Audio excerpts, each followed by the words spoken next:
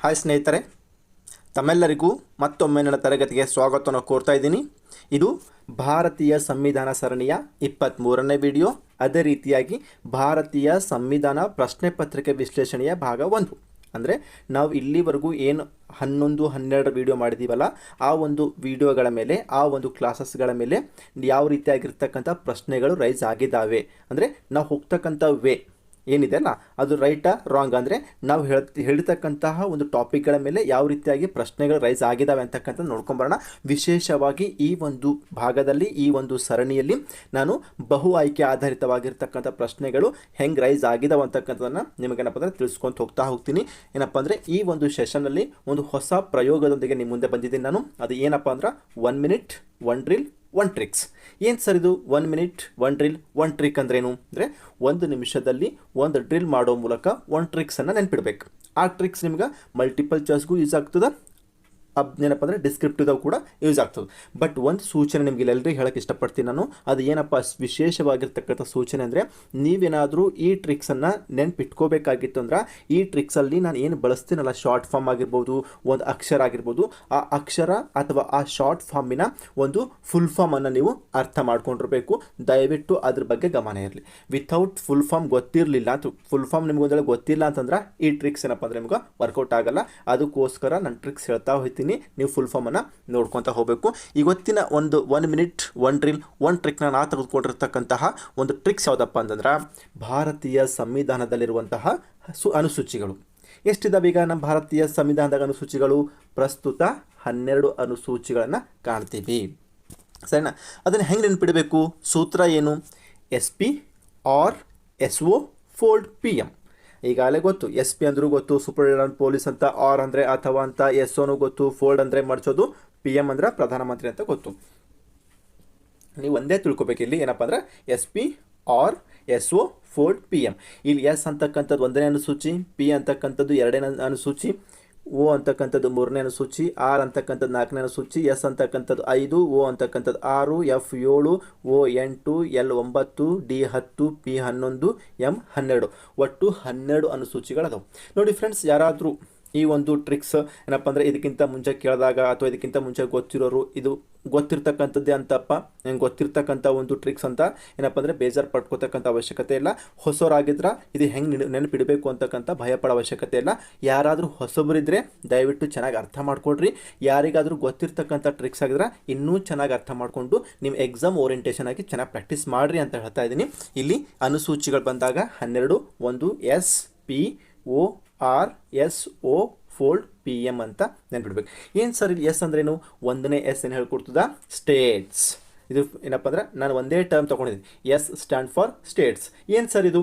ರಾಜ್ಯಗಳ ಮತ್ತು ಕೇಂದ್ರಾಡಳಿತ ಪ್ರದೇಶಗಳ ವಿವರಗಳು. ನಾನು ಮೊದಲೇ ಹೇಳಿದ್ದೆ ನಿಮಗೂ, ನಮ್ಮ ಭಾರತ ದೇಶ ರಾಜ್ಯಗಳ ಒಕ್ಕೂಟ ಅಂತ ಹೇಳಿದ್ದಲ್ಲ. ಹೀಗಾಗಿ ನಮ್ಮ ಭಾರತ ದೇಶಗಿರ್ತಕ್ಕಂತಹ ರಾಜ್ಯಗಳು ಮತ್ತು ಕೇಂದ್ರಾಡಳಿತ ಪ್ರದೇಶಗಳ ವಿವರಣೆಯನ್ನು ಕೊಡ್ತಕ್ಕಂಥದ್ದು ಅನುಸೂಚಿ 1. ಎರಡನೇದು P ಸ್ಟ್ಯಾಂಡ್ ಫಾರ್ ಪೇಮೆಂಟ್ಸ್, ಅಂದ್ರೆ ಸಂಬಳ, ವೇತನ. ಎರಡದು ರಾಷ್ಟ್ರಪತಿ, ರಾಜ್ಯಪಾಲ, ಕೇಂದ್ರ ಮತ್ತು ರಾಜ್ಯ ಶಾಸಕಾಂಗಗಳ ಸಭಾಪತಿ, ಅಂದರೆ ಲೋಕಸಭಾ ಸ್ಪೀಕರ್ ಆಗಿರ್ಬೋದು, ರಾಜ್ಯಸಭೆಯ ಸಭಾಧ್ಯಕ್ಷ ಆಗಿರ್ಬೋದು, ವಿಧಾನಸಭೆಯ ಸ್ಪೀಕರ್ ಆಗಿರ್ಬೋದು, ವಿಧಾನ ಪರಿಷತ್ತಿನ ಸಭಾಪತಿ ಆಗಿರ್ಬೋದು ಇವ್ರುಗಳು. ಆಮೇಲೆ ಸುಪ್ರೀಂ ಕೋರ್ಟ್, ಹೈಕೋರ್ಟ್ಗಳ ನ್ಯಾಯಾಧೀಶರಾಗಿರ್ಬೋದು, ಕಂಟ್ರೋಲರ್ ಆ್ಯಂಡ್ ಆಡಿಟರ್ ಜನರಲ್ ಆಗಿರ್ಬೋದು, ಇವರುಗಳ ವೇತನ ಮತ್ತು ಭತ್ಯೆಗೆ ಸಂಬಂಧಪಟ್ಟಿರ್ತಕ್ಕಂಥದ್ದು. ಹೀಗಾಗಿ 1ನೇದು ಸ್ಟೇಟ್ಸ್ ಅಂದ್ರೆ ರಾಜ್ಯಗಳು ಮತ್ತು ಕೇಂದ್ರಾಡಳಿತ ಪ್ರದೇಶಗಳ ವಿವರ ಕೊಡ್ತದೆ. 2ನೇದು ಪೇಮೆಂಟ್ ಅಂದರೆ ಸಂಬಳ ಬಗ್ಗೆ ತಿಳಿಸ್ಕೊಡ್ತಕ್ಕಂಥದ್ದು. 3ನೇದು O ಸ್ಟ್ಯಾಂಡ್ ಫಾರ್ ಓತ್ ಅಂದ್ರೇನು? ಪ್ರತಿಜ್ಞೆ. ಯಾರಿಗೆ ಪ್ರತಿಜ್ಞೆ ಮಾಡಿಸೋದು? ಸಚಿವರಿಗಾಗಿರ್ಬೋದು, ಚುನಾವಣೆಯಲ್ಲಿ ಸ್ಪರ್ಧಿಸ್ತಕ್ಕಂಥ ಅಭ್ಯರ್ಥಿಗಳಿಗಾಗಿರ್ಬೋದು, ನ್ಯಾಯಾಧೀಶರಿಗಾಗಿರ್ಬೋದು, ಮತ್ತು CAG ಅವರಿಗಾಗಿರ್ಬೋದು. ಇದೆಲ್ಲವನ್ನು ಪ್ರತಿಜ್ಞಾ ವಿಧಿ ಏನಪ್ಪ ಅಂದರೆ ವಿಧಾನವನ್ನು ಹೇಳ್ಕೊಡ್ತಕ್ಕಂಥದ್ದು. O stand for oath. Next ಏನಪ್ಪ ಅಂದರೆ 4ನೇದು R ಸ್ಟ್ಯಾಂಡ್ ಫಾರ್ ರಾಜ್ಯಸಭಾ. ಏನು ಸರ್ ಇದು ರಾಜ್ಯಸಭಾ? ರಾಜ್ಯಸಭೆಯಲ್ಲಿ ರಾಜ್ಯಗಳಿಗೆ ಸ್ಥಾನಗಳ ಹಂಚಿಕೆ. ಫಾರ್ ಎಕ್ಸಾಂಪಲ್, ನಮ್ಮ ಕರ್ನಾಟಕ ರಾಜ್ಯದಿಂದ ರಾಜ್ಯಸಭೆಗೆ 12 ಜನ ಆಯ್ಕೆಯಾಗಿ ಹೋಗಿರ್ತಾರೆ, MP ಗಳು, ಹೌದಾ? ಆ ಒಂದು ವಿವರವಾಗಿರ್ತಕ್ಕಂಥ ಮಾಹಿತಿ ಯಾವ್ದು ತಿಳಿಸ್ಕೊಡ್ತದ? ನಮ್ಮ ಸಂವಿಧಾನದ ಅನುಸೂಚಿ 4 ಅಂದರೆ R ಅನ್ನು ತಿಳಿಸ್ಕೊಡ್ತಕ್ಕಂಥದ್ದು. ನೆಕ್ಸ್ಟು ಏನಪ್ಪ ಅಂದರೆ S ಅಂದರೆ ಶೆಡ್ಯೂಲ್ಡ್, ಅಂದರೆ ಅನುಸೂಚಿತ ಅಥವಾ ಬುಡಕಟ್ಟು ಅಂತ ಕರಿತೀವಿ ನಾವು ಆಲ್ರೆಡಿ. ಏನಪ್ಪ ಅಂದರೆ ಶೆಡ್ಯೂಲ್ಡ್ ಏರಿಯಾ ಅಂತ ಕರಿತೀವಿ. ಏನು ಸರ್ ಇದು ಶೆಡ್ಯೂಲ್ಡ್ ಅಂದ್ರೆ ಅನುಸೂಚಿತ ಪ್ರದೇಶಗಳ ಮತ್ತು ಬುಡಕಟ್ಟುಗಳ ಆಡಳಿತ ಮತ್ತು ನಿಯಂತ್ರಣಕ್ಕೆ ಸಂಬಂಧಪಟ್ಟಿರ್ತಕ್ಕಂತಹ ನಿಯಮಗಳ ಬಗ್ಗೆ ಕುರಿತು ತಿಳಿಸ್ಕೊಡ್ತಕ್ಕಂಥದ್ದು. ಎಸ್ ಸ್ಟ್ಯಾಂಡ್ ಫಾರ್ ಶೆಡ್ಯೂಲ್ ಅಂತ ಅರ್ಥ ಮಾಡ್ಕೊಂಡ್ರೆ ಸಾಕು. Next O stand for other scheduled ಅಂದ್ರೆ ಈ 5ನೇ ಅನುಸೂಚಿ ಏನದಲ್ಲ 5ನೇ ಅನುಸೂಚಿಯಿಂದ ಹೊರತುಪಡಿಸಿರ್ತಕ್ಕಂತಹ ಒಂದು 4 ರಾಜ್ಯ ಅದು ಅದನ್ನು ATM² ಅಂತ ಕರಿತೀವಿ. ನಾನು ನೆಕ್ಸ್ಟ್ ಏನಪ್ಪ ಅಂದರೆ ಸ್ಲೈಡ್ ಹೇಳ್ತಾ ಹೋಗ್ತೀನಿ. ಇದು ಓ ಸ್ಟ್ಯಾಂಡ್ ಫಾರ್ ಅದರ್ ಶೆಡ್ಯೂಲ್ಡ್ ಅಂದರೆ 5ನೇ ಅನುಸೂಚಿಯಿಂದ ಹೊರತುಪಡಿಸಿರ್ತಕ್ಕಂತಹ ಈಶಾನ್ಯ ರಾಜ್ಯಗಳದು ಈಶಾನ್ಯ ಪೂರ್ವದ ಕೆಲವು ರಾಜ್ಯಗಳಿಗೇನಪ್ಪ ಅಂದರೆ ಬುಡಕಟ್ಟು ಪ್ರದೇಶಗಳ ಆಡಳಿತಕ್ಕೆ ಸಂಬಂಧಪಟ್ಟಿರ್ತಕ್ಕಂಥ ನಿಯಮವನ್ನು ತಿಳಿಸ್ಕೊಡ್ತಕ್ಕಂಥದ್ದು. Next F stand for federal and state ಅಂದ್ರೆ ಕೇಂದ್ರ ಮತ್ತು ರಾಜ್ಯಗಳ ನಡುವೆ ಅಧಿಕಾರಗಳ ಹಂಚಿಕೆ. ಈಗ ಅಲ್ಲಿ ಹೇಳಿದ್ದಾನೆ ಕೇಂದ್ರ ಪಟ್ಟಿ ರಾಜ್ಯ ಪಟ್ಟಿ ಸಮವರ್ತಿ ಪಟ್ಟಿ ಅಂತ ಹೇಳಿದ್ರೆ ಆ ರೀತಿ ಕೇಂದ್ರ ಮತ್ತು ರಾಜ್ಯಗಳ ನಡುವೆ ಅಧಿಕಾರವನ್ನು ಹಂಚಿಕೆ ಮಾಡ್ತಕ್ಕಂಥದ್ದು. Next O stand for official languages. ನಮ್ಮ ಭಾರತೀಯ ಸಂವಿಧಾನದಲ್ಲಿ 22 ಅಧಿಕೃತ ಭಾಷೆಗಳು ಅಥವಾ ಸಾಂವಿಧಾನಿಕ ಭಾಷೆಗಳು ಇದ್ದಿರ್ತಕ್ಕಂಥದ್ದು. ಆ ಅಫಿಷಿಯಲ್ ಲ್ಯಾಂಗ್ವೇಜಸ್ ಬಗ್ಗೆ ತಿಳಿಸ್ಕೊಡ್ತಕ್ಕಂಥದ್ದು ಏನಪ್ಪ ಅಂತಂದರೆ ನಮ್ಮ ಈ ಒಂದು ಅನುಸೂಚಿ 8 ಅಂತ. ನೆಕ್ಸ್ಟ್ ಏನಪ್ಪ ಅಂತಂದರೆ L stand for land reforms ಭೂ ಸುಧಾರಣೆಗೆ ಸಂಬಂಧಪಟ್ಟಿರ್ತಕ್ಕಂಥದ್ದು. Next D stand for disqualification ಪಕ್ಷಾಂತರ ನಿಷೇಧ ಕಾಯ್ದೆ ಏನಪ್ಪ ಅಂದರೆ ಈ ಒಂದು 10ನೇ ಸೂಚಿಯಲ್ಲಿ ಬರ್ತಕ್ಕಂಥದ್ದು. Next P stand for panchayat raj ಸಂಸ್ಥೆಗಳ ಅಧಿಕಾರಗಳು ಮತ್ತು ಜವಾಬ್ದಾರಿಗಳನ್ನು ಅನುಸೂಚಿ 11ರಲ್ಲಿ ತಿಳಿಸ್ಕೊಡ್ತಕ್ಕಂಥದ್ದು. Next and last M stand for municipalities ಅಂದರೆ ಮುನ್ಸಿಪಾಲಿಟಿಗಳ ಅಧಿಕಾರ ಮತ್ತು ಜವಾಬ್ದಾರಿ. ನಾನು ಇದನ್ನು ಯಾಕೆ ಆಯ್ಕೆ ಮಾಡ್ಕೊಂಡಿದ್ದೀನಪ್ಪ ಅಂದ್ರೆ ಬಹಳಷ್ಟು ಎಕ್ಸಾಮ್ಗಳಲ್ಲಿ ಕೇಳಿದ್ದಾನೆ. ಅನುಸೂಚಿ 1 ಏನು ಹೇಳ್ತದೆ, ಅನುಸೂಚಿ 2 ಏನು ಹೇಳ್ತದೆ, ನಮ್ಮ ಭಾರತದಾಗಿರ್ತಕ್ಕಂತಹ ಅಧಿಕೃತ ಭಾಷೆಗಳು ಯಾವ ಅನುಸೂಚಿಯಲ್ಲಿದ್ದಾವೆ, ಪಕ್ಷಾಂತರ ನಿಷೇಧ ಕಾಯ್ದೆ ಯಾವ ಅನುಸೂಚಿ ತಿಳಿಸ್ಕೊಡ್ತದೆ, ಭೂ ಸುಧಾರಣೆ ಸಂಬಂಧಪಟ್ಟಿರ್ತಕ್ಕಂಥ ಅನುಸೂಚಿ ಯಾವುದು, ಏನಪ್ಪ ಅಂದರೆ ನಮ್ಮ ಸಂವಿಧಾನದ 11ನೇ ಅನುಸೂಚಿ ಏನು ಹೇಳ್ತದೆ, 12ನೇ ಅನುಸೂಚಿ ಏನು ಹೇಳ್ತದೆ. ಈ ರೀತಿ ಅಬ್ಜೆಕ್ಟಿವ್ ಕೇಳಿದಾಗ ಏನಪ್ಪ ಅಂದರೆ ನೀವು ಬರೆಯಕ್ಕೆ ಬರಬೇಕು. ಡಿಸ್ಕ್ರಿಪ್ಟಿವ್ ಕೇಳಿದಾಗ ಕೂಡ ಬರೆಯಕ್ಕೆ ಬರ್ಬೋದು. ನಮ್ಮ ಭಾರತೀಯ ಸಂವಿಧಾನದ ಅನುಸೂಚಿಗಳ ಬಗ್ಗೆ ಕುರಿತು ಬರೆಯಿರಿ ಅಂತಂದಾಗ ಒಟ್ಟು 12 ಅವನ್ನು ನೀವು ಹೆಂಗೆ ನೆನ್ಪಿಡಬೇಕು, SP R SO fold PM ಅಂತ ನೆನ್ಪಿಟ್ಕೊಂಡ್ರೆ ಸಾಕು. ಇದು ನಿಮ್ಗೆ ಅರ್ಥ ಆಗಿದೆ ಅಂತ ಭಾವಿಸ್ಕೋತಾ ನಾನಪ್ಪ ಅಂದರೆ ನೆಕ್ಸ್ಟ್ ಕ್ಲಾಸಿಗೆ ಮೂವ್ ಆಗ್ತೀನಿ. ಅದಕ್ಕಿಂತ ಮುಂಚಿತವಾಗಿ ಒಂದು ಪಾಯಿಂಟ್ ಅರ್ಥ ಮಾಡ್ಕೊಳ್ಳೋಣ. ನೆಲ್ಸನ್ ಮಂಡೇಲಾ ಅವರು ಒಂದು ಕಡೆ ಹೇಳ್ತಾರೆ ಏನಪ್ಪ ಅಂದ್ರೆ education is the most powerful weapon which you can use to change the world. ಅಂದ್ರೆ ನೀವು ಒಂದು ವೇಳೆ ಸಪೋಸ್ ಎಕ್ಸಾಂಪಲ್ ಏನಪ್ಪ ಅಂದರೆ ಜಗತ್ತನ್ನು ಬದಲಾಯಿಸೋ ಸಲುವಾಗಿ ಯಾವುದಾದ್ರೂ ಒಂದು ಶಕ್ತಿಶಾಲಿಯಾಗಿರ್ತಕ್ಕಂಥ ವೆಪನ್ ಅದ ಅಂತಂದ್ರೆ ಅದು ಶಿಕ್ಷಣ. ಅಂದ್ರೆ ನೀವು ಆಯ್ಕೆ ಮಾಡ್ಕೊಂಡಿರ್ತಕ್ಕಂಥ ವೆಪನ್ ಯಾವುದು ಶಿಕ್ಷಣ. ನಾನು ಯಾಕೆ ಈ ಮಾತು ಹೇಳಕ್ಕೆ ಹೊಂಟಿನಪ್ಪ ಅಂತಂದ್ರೆ ನಾವೆಲ್ಲ ಶಿಕ್ಷಣ ಇಲಾಖೆಯ ಸೇವಕರಾಗಿ ಶಿಕ್ಷಣ ಇಲಾಖೆಯ ಮೆಂಟರ್ ಆಗಿ ಜಾಯ್ನ್ ಆಗ್ತಾ ಇದ್ದೀವಿ. ಸೊ ನಮ್ಮ ಒಂದು ಪಾತ್ರ ಬಹಳಷ್ಟು ದೊಡ್ಡದಾಗಿರ್ತಕ್ಕಂಥದ್ದು. ಹೀಗಾಗಿ ನಾವೇನಪ್ಪ ಅಂದರೆ ಒಳ್ಳೆ ರೀತಿಯಾಗಿರ್ತಕ್ಕಂಥ ಪಾಠ ಬೋಧನೆ ಮಾಡೋ ಮೂಲಕ, ಒಳ್ಳೆ ರೀತಿಯಾಗಿರ್ತಕ್ಕಂಥ ಕ್ವಾಲಿಟಿ ಎಜುಕೇಷನ್ ಕೊಡೋ ಮೂಲಕ ಒಳ್ಳೆಯ ಸೋಲ್ಜರ್ಸ್ಗಳನ್ನು, ಒಳ್ಳೆಯ ದೇಶ ಸೇವಕರನ್ನು, ಒಳ್ಳೆಯ ಸಿವಿಲ್ ಸರ್ವೆಂಟ್ಸ್ಗಳನ್ನು ರೆಡಿ ಮಾಡ್ತಕ್ಕಂಥ ಜವಾಬ್ದಾರಿ ನಮ್ಮೇಲಿದೆ ಅಂತ ಹೇಳ್ತಾ ನಾನು ಇವತ್ತಿನ ಒಂದು ಸೆಷನ್ಗೆ ಮೂವ್ ಆಗ್ತಾ ಹೋಗ್ತೀನಿ. ಬನ್ನಿ, ಈ ಒಂದು ಸೆಷನ್ ಏನಪ್ಪ ಅಂತಂದರೆ ಎದ್ರ ಮೇಲೆ ಇದೆ ಅಂತಂದ್ರೆ ಈವರೆಗೆ ಮುಗಿಸಲಾಗಿರ್ತಕ್ಕಂಥ ಟಾಪಿಕ್ ಏನೇನು. ಈಗ ನಾವು ಆಲ್ರೆಡಿ ಯಾವ ವಿಡಿಯೋಗಳು ನೋಡಿದ್ದೀವಿ. ಈಗ ಸಂವಿಧಾನ ರಚನೆ ನೋಡಿದ್ದೀವಿ, ಸಂವಿಧಾನ ಪ್ರಸ್ತಾವನೆ ನೋಡಿದ್ದೀವಿ, ಸಂವಿಧಾನ ಲಕ್ಷಣಗಳು ನೋಡಿದ್ದೀವಿ, ಮೂಲಭೂತ ಹಕ್ಕು ದಟ್ ಈಸ್ ಫಂಡಮೆಂಟಲ್ ರೈಟ್ಸ್, ಮೂಲಭೂತ ಕರ್ತವ್ಯ ದಟ್ ಈಸ್ ಫಂಡಮೆಂಟಲ್ ಡ್ಯೂಟೀಸ್, ರಾಜ್ಯ ನೀತಿ ನಿರ್ದೇಶಕ ತತ್ವಗಳು DPSP, ರಕ್ಷಣಾ ಪಡೆಗಳು, ಸಂಸತ್ತು, ಲೋಕಸಭೆ ಮತ್ತು ರಾಜ್ಯಸಭೆ, ಇಷ್ಟು ಕ್ಲಾಸಸ್ಗಳನ್ನ ನೋಡಿದ್ದೀವಿ. ಈವರೆಗೆ ಮುಗಿಸಲಾಗಿರ್ತಕ್ಕಂತಹ ಈ ಒಂದು ಟಾಪಿಕ್ಗಳ ಮೇಲೆ ಯಾವ ರೀತಿ ಪ್ರಶ್ನೆ ರೈಸ್ ಆಗ್ಬೋದು ನೋಡಿ ಫ್ರೆಂಡ್ಸ್. ನಾನಿಲ್ಲಿ ಕೆಲವೊಂದು ಮಾತ್ರ ಪ್ರಶ್ನೆ ತಗೊಂಡಿದ್ದೀನಿ, ಅರ್ಥ ಆಯ್ತಾ. ನಾ ಯಾಕೆ ಈ ಒಂದು ಏನಪ್ಪ ಅಂದರೆ ಕ್ವಶನ್ ಪೇಪರ್ ಸೊಲ್ಯೂಷನ್ ಇಟ್ಕೊಂಡಿದ್ದೀನಿ ಅಂದರೆ ನಾವು ಹೋಗ್ತಕ್ಕಂಥ ದಾರಿ ಸರಿಯಾಗಿದೆ ಅಂತ ಅರ್ಥ ಆಗ್ಬೇಕಲ್ವ. ಈಗ ನಾವು ಸಂವಿಧಾನ ರಚನೆ ಓದಿದ್ದೀವಿ, ಅಲ್ಲಿ ಪ್ರಶ್ನೆ ಬಂದಿದನೋ ಬಂದಿಲ್ವೋ, ಸಂವಿಧಾನ ಪ್ರಸ್ತಾವನೆ ಓದಿದ್ದೀವಿ, ಪ್ರಶ್ನೆ ಬಂದಿದನೋ ಬಂದಿಲ್ವೋ, ಸಂವಿಧಾನ ಲಕ್ಷಣ ಓದಿದ್ದೀವಿ. ಅಂದರೆ ಅರ್ಥ ಏನು, ನಾವು ಹೋಗ್ತಕ್ಕಂಥ ದಾರಿಯಲ್ಲಿ ಏನಪ್ಪ ಅಂದರೆ ಏನಾಗ್ತಾ ಇದೆ, ನಾವು ಪ್ರಾಪರ್ ವೇದಲ್ಲಿ ಇದ್ದೀವಾ ಇಲ್ಲ ಅಂತಕ್ಕಂಥದ್ದನ್ನು ಮನವರಿಕೆ ಮಾಡಿಕೊಡ್ಬೇಕು ಅಂತಕ್ಕಂಥ ದೃಷ್ಟಿಕೋನದಿಂದ ಕೆಲವೊಂದಿಷ್ಟು ಅಂದರೆ ಎಲ್ಲ ಪೇಪರ್ ಅಂತಲ್ಲ, ನನ್ನ ಏನಪ್ಪ ಅಂದರೆ ಅನಾಲಿಸಿಸ್ ಮಾಡಿರ್ತಕ್ಕಂಥ 1 ಅಥವಾ 2 ಪೇಪರಲ್ಲಿ ನಾನು ಇದು ತೊಗೊಂಡು ಬಂದಿರತಕ್ಕಂಥದ್ದು. ಬೇಕಾದರೆ ನೀವೇನಪ್ಪ ಅಂದರೆ ಇನ್ನೂ ಹೆಚ್ಚಿನ ಒಂದು ಪೇಪರ್ಸ್ ಏನಾದರೂ ಅವೈಲೇಬಲ್ ಆಗಿತ್ತು ಪ್ರಿವಿಯಸ್ ಇಯರ್ ಅಂದ್ರೆ ನೀವು ಅದನ್ನು ಕೂಡ ರೆಫರ್ ಮಾಡ್ಕೊತ ಹೋಗ್ಬೋದು. ಈ ಒಂದು ಟಾಪಿಕ್ಗಳ ಮೇಲೆ ಇಷ್ಟೇನಿಗೆ ಹೇಳಿದಲ್ಲ, ಸಂವಿಧಾನ ರಚನೆ, ಪ್ರಸ್ತಾವನೆ, ಲಕ್ಷಣ, ಮೂಲಭೂತ ಹಕ್ಕು, ಮೂಲಭೂತ ಕರ್ತವ್ಯ, DPSP, ರಕ್ಷಣಾ ಪಡೆ, ಸಂಸತ್ತು, ಲೋಕಸಭೆ, ರಾಜ್ಯಸಭೆ, ಇವುಗಳ ಮೇಲೆ ಬಹು ಆಯ್ಕೆ ಪ್ರಶ್ನೆಗಳು ಯಾವ ರೀತಿಯಾಗಿ ಬಂದಿರತಕ್ಕಂಥವು ಏನಪ್ಪ ಅಂದರೆ ಈ ಪ್ರೀವಿಯಸ್ ಆಗಿರ್ತಕ್ಕಂಥ ವರ್ಷ ಅಂತಂದ್ರೆ ನೋಡ್ಕೊಂಬೋಣ. ಫಸ್ಟ್ ಪ್ರಶ್ನೆ, ಸಂವಿಧಾನ ಅಂತ ನಮ್ಮ ಭಾರತೀಯ ಸಂವಿಧಾನ ರಚನಾ ಸಭೆಯ ಮೊದಲ ಅಧಿವೇಶನ ನಡೆದದ್ದು ಯಾವಾಗ ಅಂತ ಪ್ರಶ್ನೆ ಬಂದಿದೆ. ನಾನು ಆಲ್ರೆಡಿ ಸಂವಿಧಾನದ ರಚನೆ ಅಂತ ಟಾಪಿಕ್ ಬಂದಾಗ ಇನ್ ಡೀಟೇಲ್ ಆಗಿ ಹೇಳಿದ್ದೀನಿ. ಏನು ನಮ್ಮ ಸಂವಿಧಾನ ರಚನಾ ಸಭೆಯ ಮೊದಲ ಅಧಿವೇಶನ ನಡೆದಿರ್ತಕ್ಕಂಥದ್ದು ಯಾವಾಗ? 1946 ಡಿಸೆಂಬರ್ 9, 1946 ಡಿಸೆಂಬರ್ 9ರಂದು ನಮ್ಮ ಭಾರತೀಯ ಸಂವಿಧಾನ ರಚನಾ ಸಭೆಯು ತನ್ನ ಮೊದಲ ಅಧಿವೇಶನವನ್ನು ನಡೆಸ್ತು ಅಂತ ಹೇಳಿದ್ದ. ಇದ್ರ ಬಗ್ಗೆ ಒಂಚೂರು ಡೀಟೇಲ್ ನೋಡ್ಕೊಂಬರೋಣ. ಇದಕ್ಕಂತೂ ಅರ್ಥ ಆಗಿರ್ಬೇಕು. ನೀವು ಪ್ರಶ್ನೆಗೆ ಉತ್ತರ ಯಾವುದಿದು? Option B is the right answer. ಇದ್ರ ಎಕ್ಸ್ಪ್ಲೇನ್ ನೋಡ್ಕೊಂಬರೋಣ. ಏನಪ್ಪ ಅಂತಂದರೆ ಇದೇ ಸ್ಲೈಡ್ ಕೊಟ್ಟಿದ್ದ. ಏನಪ್ಪ ಅಂದರೆ ಭಾರತೀಯ ಸಂವಿಧಾನ ರಚನೆ ಅಂತ ಬಂದಾಗ ಇದೇ ಸ್ಲೈಡ್ ಮೇಲೆ ಎಕ್ಸ್ಪ್ಲೇನ್ ಮಾಡಿದ್ದೆ. ಭಾರತೀಯ ಸಂವಿಧಾನ ರಚನಾ ಸಭೆಯ ಮೊದಲ ಅಧಿವೇಶನ 1946 ಡಿಸೆಂಬರ್ 9ರಂದು ನಡೀತು. ಇದು ಅಂತೂ ಆನ್ಸರ್ ಸಿಕ್ತು ನಿಮಗೆ ಈಗ, ಸರಿನಾ? 1946 ಡಿಸೆಂಬರ್ 9. ಹಾಗಿದ್ರೆ ಎಲ್ಲಿ ನಡೀತು? ದೆಹಲಿಯ ಪಾರ್ಲಿಮೆಂಟ್ನ ಸೆಂಟ್ರಲ್ ಹಾಲ್ನಲ್ಲಿ ನಡೆಯಿತು. ಈಗ ಪ್ರಶ್ನೆ ಏನು ಕೇಳಿದಾನ? ಯಾವಾಗ ನಡೆಯಿತು ಅಂತ ಕೇಳಿದಾನೆ. ಮುಂದೆ ಏನು ಕೇಳಬಹುದು? ಈಗ ಯಾವಾಗ ಅಂತಲೂ ಕೇಳ್ಬೋದು ಅಥವಾ ಎಲ್ಲಿ ಅಂತಲೂ ಕೇಳ್ಬೋದು. ಹೌದಾ? ಎರಡು ಪ್ರಶ್ನೆ ಅಂತೂ ಅರ್ಥ ಆಗಿರ್ಬೇಕು. ಇನ್ನು ಮೂರನೇ ಪ್ರಶ್ನೆ ಹೆಂಗೆ ಕೇಳ್ಬೋದು? ಈ ಒಂದು ಮೊದಲ ಅಧಿವೇಶನದ ಅಧ್ಯಕ್ಷರು ಯಾರಾಗಿದ್ದರು? ಸಚ್ಚಿದಾನಂದ್ ಸಿನ್ಹಾರವರಾಗಿದ್ದರು. ಇವರು ಪರ್ಮನೆಂಟ್ ಅಧ್ಯಕ್ಷರಾಗಿದ್ರೇನು? ಇಲ್ಲ, ಇವರು ಹಂಗಾಮಿ ಅಧ್ಯಕ್ಷರಾಗಿರ್ತಕ್ಕಂಥದ್ದು. ಇದು ಒಂದು ಅರ್ಥ ಮಾಡ್ಕೊಳ್ರಿ. ಸಂವಿಧಾನ ರಚನಾ ಸಭೆಯ ಮೊದಲ ಅಧಿವೇಶನ 1946 ಡಿಸೆಂಬರ್ 9. ಎಲ್ಲಿ? ದೆಹಲಿಯ ಪಾರ್ಲಿಮೆಂಟ್ನ ಸೆಂಟ್ರಲ್ ಹಾಲ್. ಇದರ ಅಧ್ಯಕ್ಷರು ಯಾರಾಗಿದ್ದರು? ಸಚ್ಚಿದಾನಂದ್ ಸಿನ್ಹಾರವರು ಆಗಿರ್ತಕ್ಕಂಥದ್ದು. ಇಷ್ಟು ಪಾಯಿಂಟ್ ಅರ್ಥ ಆಗಿದ್ರೆ ಸಾಕು. ನೆಕ್ಸ್ಟ್ ಬರ್ತದ ಸಂವಿಧಾನ ರಚನಾ ಸಭೆಯ ಎರಡನೇ ಅಧಿವೇಶನ ಯಾವಾಗ ನಡೀತು? ಅದೇ 1946 ಡಿಸೆಂಬರ್ 11, ಅಂದರೆ 2 ದಿನ ಆದ ನಂತರ, ಅದೇ ವರ್ಷ 1946 ವರ್ಷ ಡಿಸೆಂಬರ್ ತಿಂಗಳಿರ್ತದೆ.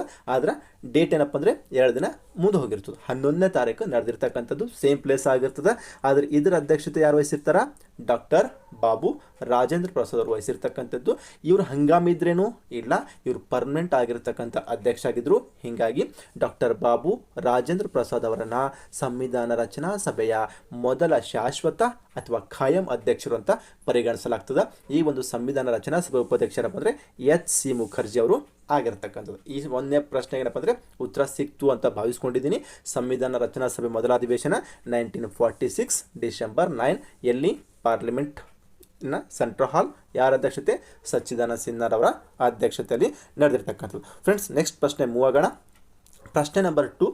ಜಾತ್ಯತೀತ ಎಂಬ ಪದವನ್ನು ಸಂವಿಧಾನಕ್ಕೆ ಈ ತಿದ್ದುಪಡಿಯ ಮೂಲಕ ಸೇರಿಸಲಾಯಿತು. ಇನ್ ಡೀಟೇಲ್ ಸಂವಿಧಾನ ಪ್ರಸ್ತಾವನೆ ಅಂತ ಬಂದಾಗ ಡೀಟೇಲಾಗಿ ಹೇಳಿದ್ದೆ ನಾನು ಹೆಂಗೆ ಅಂತ. ಇಲ್ಲಿ ನಾವೇನಪ್ಪ ಅಂತಂದರೆ ನಮ್ಮ ಸಂವಿಧಾನದ 42ನೇ ತಿದ್ದುಪಡಿ, ಅದು 1976. ನಾನು ನೆಕ್ಸ್ಟ್ ಸ್ಲೈಡ್ ಎಕ್ಸ್ಪ್ಲೇನ್ ಕೊಡ್ತಾ ಹೋಗ್ತೀನಿ. 1976ರಲ್ಲಿ ಆಗಿರ್ತಕ್ಕಂತಹ ನಮ್ಮ ಸಂವಿಧಾನದ 42ನೇ ತಿದ್ದುಪಡಿಯ ಮೂಲಕ ಏನಪ್ಪ ಅಂದರೆ ನಾವು ನಮ್ಮ ಸಂವಿಧಾನದ ಪ್ರಸ್ತಾವನೆಗೆ ಜಾತ್ಯತೀತ ಎಂಬ ಪದವನ್ನು ಸೇರ್ಪಡೆ ಮಾಡಿದ್ದೀವಿ. ಈ ಒಂದು ಪ್ರಶ್ನೆಗೆ ನಿಮ್ಮ ಆಯ್ಕೆ ಯಾವುದಾಗಿರಬೇಕು? Option 2 is the right answer. Explain ನೋಡ್ತಾ ಹೋಗೋಣ. ನೋಡಿ, ಏನು ಭಾರತೀಯ ಸಂವಿಧಾನದ ಪ್ರಸ್ತಾವನೆ ಇದೇ ಸ್ಲೈಡ್ ಇಟ್ಟಿದ್ದಾನೆ ಆ್ಯಕ್ಚುಲಿ, ಸರಿನಾ? ನೋಡಿ ಕೆಳಗಡೆ ಬರ್ರಿ. ನಮ್ಮ ಪ್ರಸ್ತಾವನೆಗೆ 1976ರಲ್ಲಿ 42ನೇ ತಿದ್ದುಪಡಿಯ ಮೂಲಕ ಸಮಾಜವಾದಿ ಮತ್ತು ಜಾತ್ಯತೀತ ಎಂಬ ಪದವನ್ನು ಸೇರಿಸಲಾಯಿತು ಅಂತ ಇದೇ ಸ್ಲೈಡಲ್ಲಿ ಎಕ್ಸ್ಪ್ಲೇನ್ ಮಾಡಿದ್ದೆ. ಹಾಗಾದರೆ ಒಂಚೂರು ಸಂವಿಧಾನ ಪ್ರಸ್ತಾವ ನೋಡ್ಕೊಂಬರೋಣ. ಎಸ್, ನಮ್ಮ ಪ್ರಸ್ತಾವನೆಯು ಏನನ್ನು ಒಳಗೊಂಡಿದೆ? ಸಂವಿಧಾನದ ಮೂಲ ತತ್ವಗಳನ್ನು ಮತ್ತು ಧ್ಯೇಯೋದ್ದೇಶಗಳನ್ನು ಒಳಗೊಂಡಿದ್ದು. ನಮ್ಮ ಸಂವಿಧಾನ ಮೂಲ ತತ್ವ ಏನು, ನಮ್ಮ ಸಂವಿಧಾನದ ಮೂಲ ಧ್ಯೇಯೋದ್ದೇಶಗಳೇನಂತಕ್ಕಂಥದ್ದನ್ನು ಏನಪ್ಪ ಅಂದರೆ ಪ್ರತಿಬಂಧಿಸುತ್ತದಾಗಿದೆ. ಇಲ್ಲಿ ಪ್ರತಿಬಿಂಬಿಸುತ್ತದೆ ಅಂತ ಆಗಬೇಕು. ಚೂರು ಕರೆಕ್ಷನ್ ಮಾಡಿಕೊಡ್ರಿ. ಪ್ರತಿಬಿಂಬಿಸುತ್ತದೆ. ಈ ರೀತಿ ಪ್ರತಿಬಿಂಬಿಸುವ ಸಲುವಾಗಿ ನಾವಿದನ್ನು ನಮ್ಮ ಸಂವಿಧಾನದ ಕೈಗನ್ನಡಿ ಅಂತ ಕರಿತೀವಿ. ಅಲ್ಲದೆ ಇದು ನಮ್ಮ ಸಂವಿಧಾನವನ್ನು ಅರ್ಥ ಮಾಡ್ಕೊಳ್ಳೋ ಸಲುವಾಗಿರ್ತಕ್ಕಂಥ ಒಂದು ಸ್ಫೂರ್ತಿಯ ಕೀಲಿಕೆಯಾಗಿರ್ತಕ್ಕಂಥದ್ದು. ಹಾಗಿದ್ರೆ ನಮ್ಮ ಸಂವಿಧಾನ ಪ್ರಸ್ತಾವನೆ ಯಾವ ಬೇಸಿಸ್ ಮೇಲಿದೆ ಅಂದರೆ ನಮ್ಮ ದೇಶದ ಪ್ರಥಮ ಪ್ರಧಾನಿಯಾಗಿರ್ತಕ್ಕಂತಹ ಜವಾಹರ್ಲಾಲ್ ನೆಹರೂರವರು 1946 ಡಿಸೆಂಬರ್ 13ರಂದು ಮಂಡಿಸಿರ್ತಕ್ಕಂತಹ ಧ್ಯೇಯಗಳ ನಿರ್ಣಯವು ನಮ್ಮ ಪ್ರಸ್ತಾವನೆಗೆ ಆಧಾರವಾಗಿರ್ತಕ್ಕಂಥದ್ದು. ಇದು ಪ್ರಶ್ನೆ ಹಿಂಗೆ ಬಂದು, ನಮ್ಮ ಪ್ರಸ್ತಾವನೆಗೆ ಧ್ಯೇಯಗಳ ನಿರ್ಣಯವನ್ನು ಮಂಡಿಸಿದವರು ಯಾರು? ನೆಹರು, ಜವಾಹರ್ಲಾಲ್ ನೆಹರು. ಯಾವಾಗ ಮಂಡಿಸಿದ್ರು? 1946 ಡಿಸೆಂಬರ್ 13. ಹಾಗಾದ್ರೆ ಈ ರೀತಿ ಮಂಡಿಸಿರ್ತಕ್ಕಂಥ ಧ್ಯೇಯಗಳ ನಿರ್ಣಯವನ್ನು ನಾವು ಯಾವಾಗ ಅಂಗೀಕರಿಸ್ಕೊಂಡಿದ್ದೀವಿ? 1949 ಜನವರಿ 22. ಪ್ರಸ್ತಾವನೆ ನಮ್ಮ ಸಂವಿಧಾನದ ಅವಿಭಾಜ್ಯ ಅಂಗ ಹೌದೋ ಅಲ್ವೋ? ಎಸ್, ಹೌದು. ಹಂಗಂತ ಯಾವಾಗ ಅಂದ್ಕೊಂಡು ನಾವು 1949 ಅಕ್ಟೋಬರ್ 17ಗೆ ಆಗಿರ್ತಕ್ಕಂಥದ್ದು. ಬಟ್ ನಮಗೆ ಇಲ್ಲಿರ್ತಕ್ಕಂಥ ಪ್ರಶ್ನೆಗೆ ಉತ್ತರ ಯಾವುದು? 1976 42nd ಕಾನ್ಸ್ಟಿಟ್ಯೂಷನ್ ಅಮೆಂಡ್ಮೆಂಟ್ ಆ್ಯಕ್ಟ್ ಮೂಲಕ ಸಮಾಜವಾದಿ ಮತ್ತು ಜಾತ್ಯತೀತ ಎಂಬ ಪದವನ್ನು ಸೇರ್ಪಡೆಗೊಳಿಸಿರ್ತಕ್ಕಂಥದ್ದು. ನೆಕ್ಸ್ಟ್ ಪ್ರಶ್ನೆ ನೋಡ್ತಾ ಹೋಗೋಣ ಫ್ರೆಂಡ್ಸ್. ಏನು ಮೂಲಭೂತ ಹಕ್ಕುಗಳನ್ನು ರಕ್ಷಿಸುವವರು ಯಾರು ಅಂತಕ್ಕಂಥದ್ದು. ನಮ್ಮ ಸಂವಿಧಾನ ರಕ್ಷಣೆ ಮಾಡ್ತದೋ, ನ್ಯಾಯಾಂಗ ರಕ್ಷಣೆ ಮಾಡ್ತದೋ, ಶಾಸಕಾಂಗ ರಕ್ಷಣೆ ಮಾಡ್ತದೋ, ಕಾರ್ಯಾಂಗ ರಕ್ಷಣೆ ಮಾಡ್ತದೋ? ನೋಡಿ, ನಾನು ಮೊದಲೇ ಹೇಳಿದ್ದ ಏನಂತ, ಶಾಸನವನ್ನು ರಚನೆ ಮಾಡ್ತಕ್ಕಂಥದ್ದು ಯಾವಂಗ? ಶಾಸಕಾಂಗ. ಅದನ್ನು ಕಾರ್ಯರೂಪಕ್ಕೆ ತರ್ತಕ್ಕಂಥದ್ದು ಕಾರ್ಯಾಂಗ. ಅದು ಸರಿನೋ ತಪ್ಪು ಅಂತಕ್ಕಂತಹ ವಿವರಣೆಯನ್ನು ನ್ಯಾಯ ವಿಮರ್ಶೆ ಮಾಡ್ತಕ್ಕಂಥದ್ದು ನ್ಯಾಯಾಂಗ. ನಮ್ಮ ದೇಶದ ಅತ್ಯುನ್ನತ ಗ್ರಂಥ ಸಂವಿಧಾನ. ಹೌದಾ? ಈ 4 ಪಾಯಿಂಟ್ ಅಂತೂ ಅರ್ಥ ಆಗಿದೆ ಅನ್ಕೊಂಡಿದ್ದೆ. ಆದ್ರೆ ನಿಮಗಿಲ್ಲಿ ಬೇಕಾಗಿರ್ತಕ್ಕಂಥದ್ದು ನಮ್ಮ ಫಂಡಮೆಂಟಲ್ ರೈಟ್ಸನ್ನು ಯಾವ್ದು ರಕ್ಷಣೆ ಮಾಡ್ತದೆ ಅಂತಕ್ಕಂಥದ್ದನ್ನು ಬೇಕು. ಇದಕ್ಕೆ ಏನಪ್ಪ ಅಂದರೆ ಉತ್ತರ ನ್ಯಾಯಾಂಗವಾಗಿರ್ತಕ್ಕಂಥದ್ದು. Option B is the right answer. ಇದ್ರ ಬಗ್ಗೆ ಎಕ್ಸ್ಪ್ಲೇನ್ ನೋಡ್ತಾ ಹೋಗೋಣ. ಇದಕ್ಕೆ option B is the right answer. ನೋಡಿ, ಹಿಂಗೆ ಇದೇ ಸ್ಲೈಡ್ ಕೊಟ್ಟಿದ್ದಾನೆ ಆ್ಯಕ್ಚುಲಿ. ಒಂದು ವೇಳೆ ಸಪೋಸ್ ಎಕ್ಸಾಂಪಲ್, ನಾನು ಮೊದಲೇ ಹೇಳಿದೆ, ನಮ್ಮ ಮೂಲಭೂತ ಹಕ್ಕುಗಳು ಭಾರತೀಯ ಸಂವಿಧಾನದ ಭಾಗ 3ರಲ್ಲಿದ್ದಾವೆ. ವಿಧಿ 12ರಿಂದ ವಿಧಿ 35ರವರೆಗೂ ಏನಪ್ಪ ಅಂತಂದರೆ ನಮ್ಮ ಮೂಲಭೂತ ಹಕ್ಕುಗಳ ಬಗ್ಗೆ ತಿಳಿಸ್ಕೊಡ್ತಕ್ಕಂಥದ್ದು. ಇವು ನ್ಯಾಯರಕ್ಷಿತವಾದವುಗಳಾಗಿದ್ದು ಯಾರೂ ಕೂಡ ಉಲ್ಲಂಘಿಸುವಂತಿಲ್ಲ. ಉಲ್ಲಂಘಿಸಿದರೆ ಶಿಕ್ಷಾರ ಅಪರಾಧ ಅಂತ ಕೂಡ ಹೇಳಿದ್ದ. ಅದೇ ರೀತಿಯಾಗಿ ಏನಪ್ಪ ಅಂದರೆ ಸಂವಿಧಾನಿಕ ಪರಿಹಾರದ ಹಕ್ಕು ವಿಧಿ 32ರ ಪ್ರಕಾರ ಹೆಂಗಪ್ಪ ಅಂದ್ರೆ, ಒಂದು ವೇಳೆ ನಮ್ಮ ಮೂಲಭೂತ ಹಕ್ಕುಗಳಿಗೆ ಧಕ್ಕೆ ಉಂಟಾದಾಗ ರಕ್ಷಣೆ ಪಡೆಯಲು ಅನುಕೂಲವಾಗುವಂತೆ ನಮ್ಮ ಸಂವಿಧಾನದ ಕರ್ತೃಗಳು ಸಂವಿಧಾನಾತ್ಮಕ ಪರಿಹಾರದ ಹಕ್ಕನ್ನು ನಮ್ಮ ಸಂವಿಧಾನದಲ್ಲಿ ನಮೂದಿಸಿದ್ದಾರೆ, ಅವಕಾಶವನ್ನು ಕೊಟ್ಟಿರ್ತಕ್ಕಂಥದ್ದು. ಹೆಂಗೆ? ಯಾವುದೇ ವ್ಯಕ್ತಿ ಆಗಿರ್ಬೋದು, ಯಾವುದೇ ಒಬ್ಬ ವ್ಯಕ್ತಿಗೆ ಯಾವುದೇ ಕಡೆಯಿಂದ ತನ್ನ ಮೂಲಭೂತ ಹಕ್ಕುಗಳಿಗೆ ಧಕ್ಕೆ ಉಂಟಾದಾಗ ನ್ಯಾಯಾಲಯದ ಮೊರೆ ಹೋಗುವ ಅವಕಾಶವನ್ನು ಈ ಹಕ್ಕು ಕಲ್ಪಿಸಿಕೊಟ್ಟಿರ್ತಕ್ಕಂಥದ್ದು. ಅರ್ಥ ಆಗಿದೆ ಅನ್ಕೊಂಡಿದ್ದಾನೆ. ಒಂದು ವೇಳೆ ಸಪೋಸ್ ಈಗ ನಾನೊಬ್ಬ ವ್ಯಕ್ತಿ ಭಾರತೀಯ ಪ್ರಜೆ ಆಗಿದ್ದೀನಿ, ಭಾರತೀಯ ನಾಗರಿಕನಾಗಿದ್ದೀನಿ, ನನಗೊಂದು ವೇಳೆ ಯಾವುದೋ ಒಂದು ಕಡೆಯಿಂದ ಯಾವುದೋ ಒಂದು ವೇನಿಂದ ನನ್ನ ಫಂಡಮೆಂಟಲ್ ರೈಟ್ಸ್ಗೆ ಒಂದು ವೇಳೆ ಧಕ್ಕೆ ಆಗಿತ್ತು ಅಂದ್ರೆ ನಾನೇನು ಮಾಡ್ಬೋದು? ಕೋರ್ಟಿಗೆ ಹೋಗಿ ನ್ಯಾಯವನ್ನು ಕೇಳ್ಬೋದು. ಅದಕ್ಕೆ ಅವಕಾಶ ಕಲ್ಪಿಸಿಕೊಟ್ಟಿರ್ತಕ್ಕಂಥ ವಿಧಿ ಯಾವುದು? 32. ಅದು ಸಾಂವಿಧಾನಿಕ ಪರಿಹಾರದ ಹಕ್ಕಾಗಿರ್ತಕ್ಕಂಥದ್ದು. ಇದೇನಪ್ಪ ಅಂದರೆ ನಮ್ಮ ಸಂವಿಧಾನದಾಗಿರ್ತಕ್ಕಂಥ ಒಂದು ಬಹಳ ಪ್ರಮುಖವಾಗಿರ್ತಕ್ಕಂತಹ ವಿಶೇಷ ಲಕ್ಷಣ.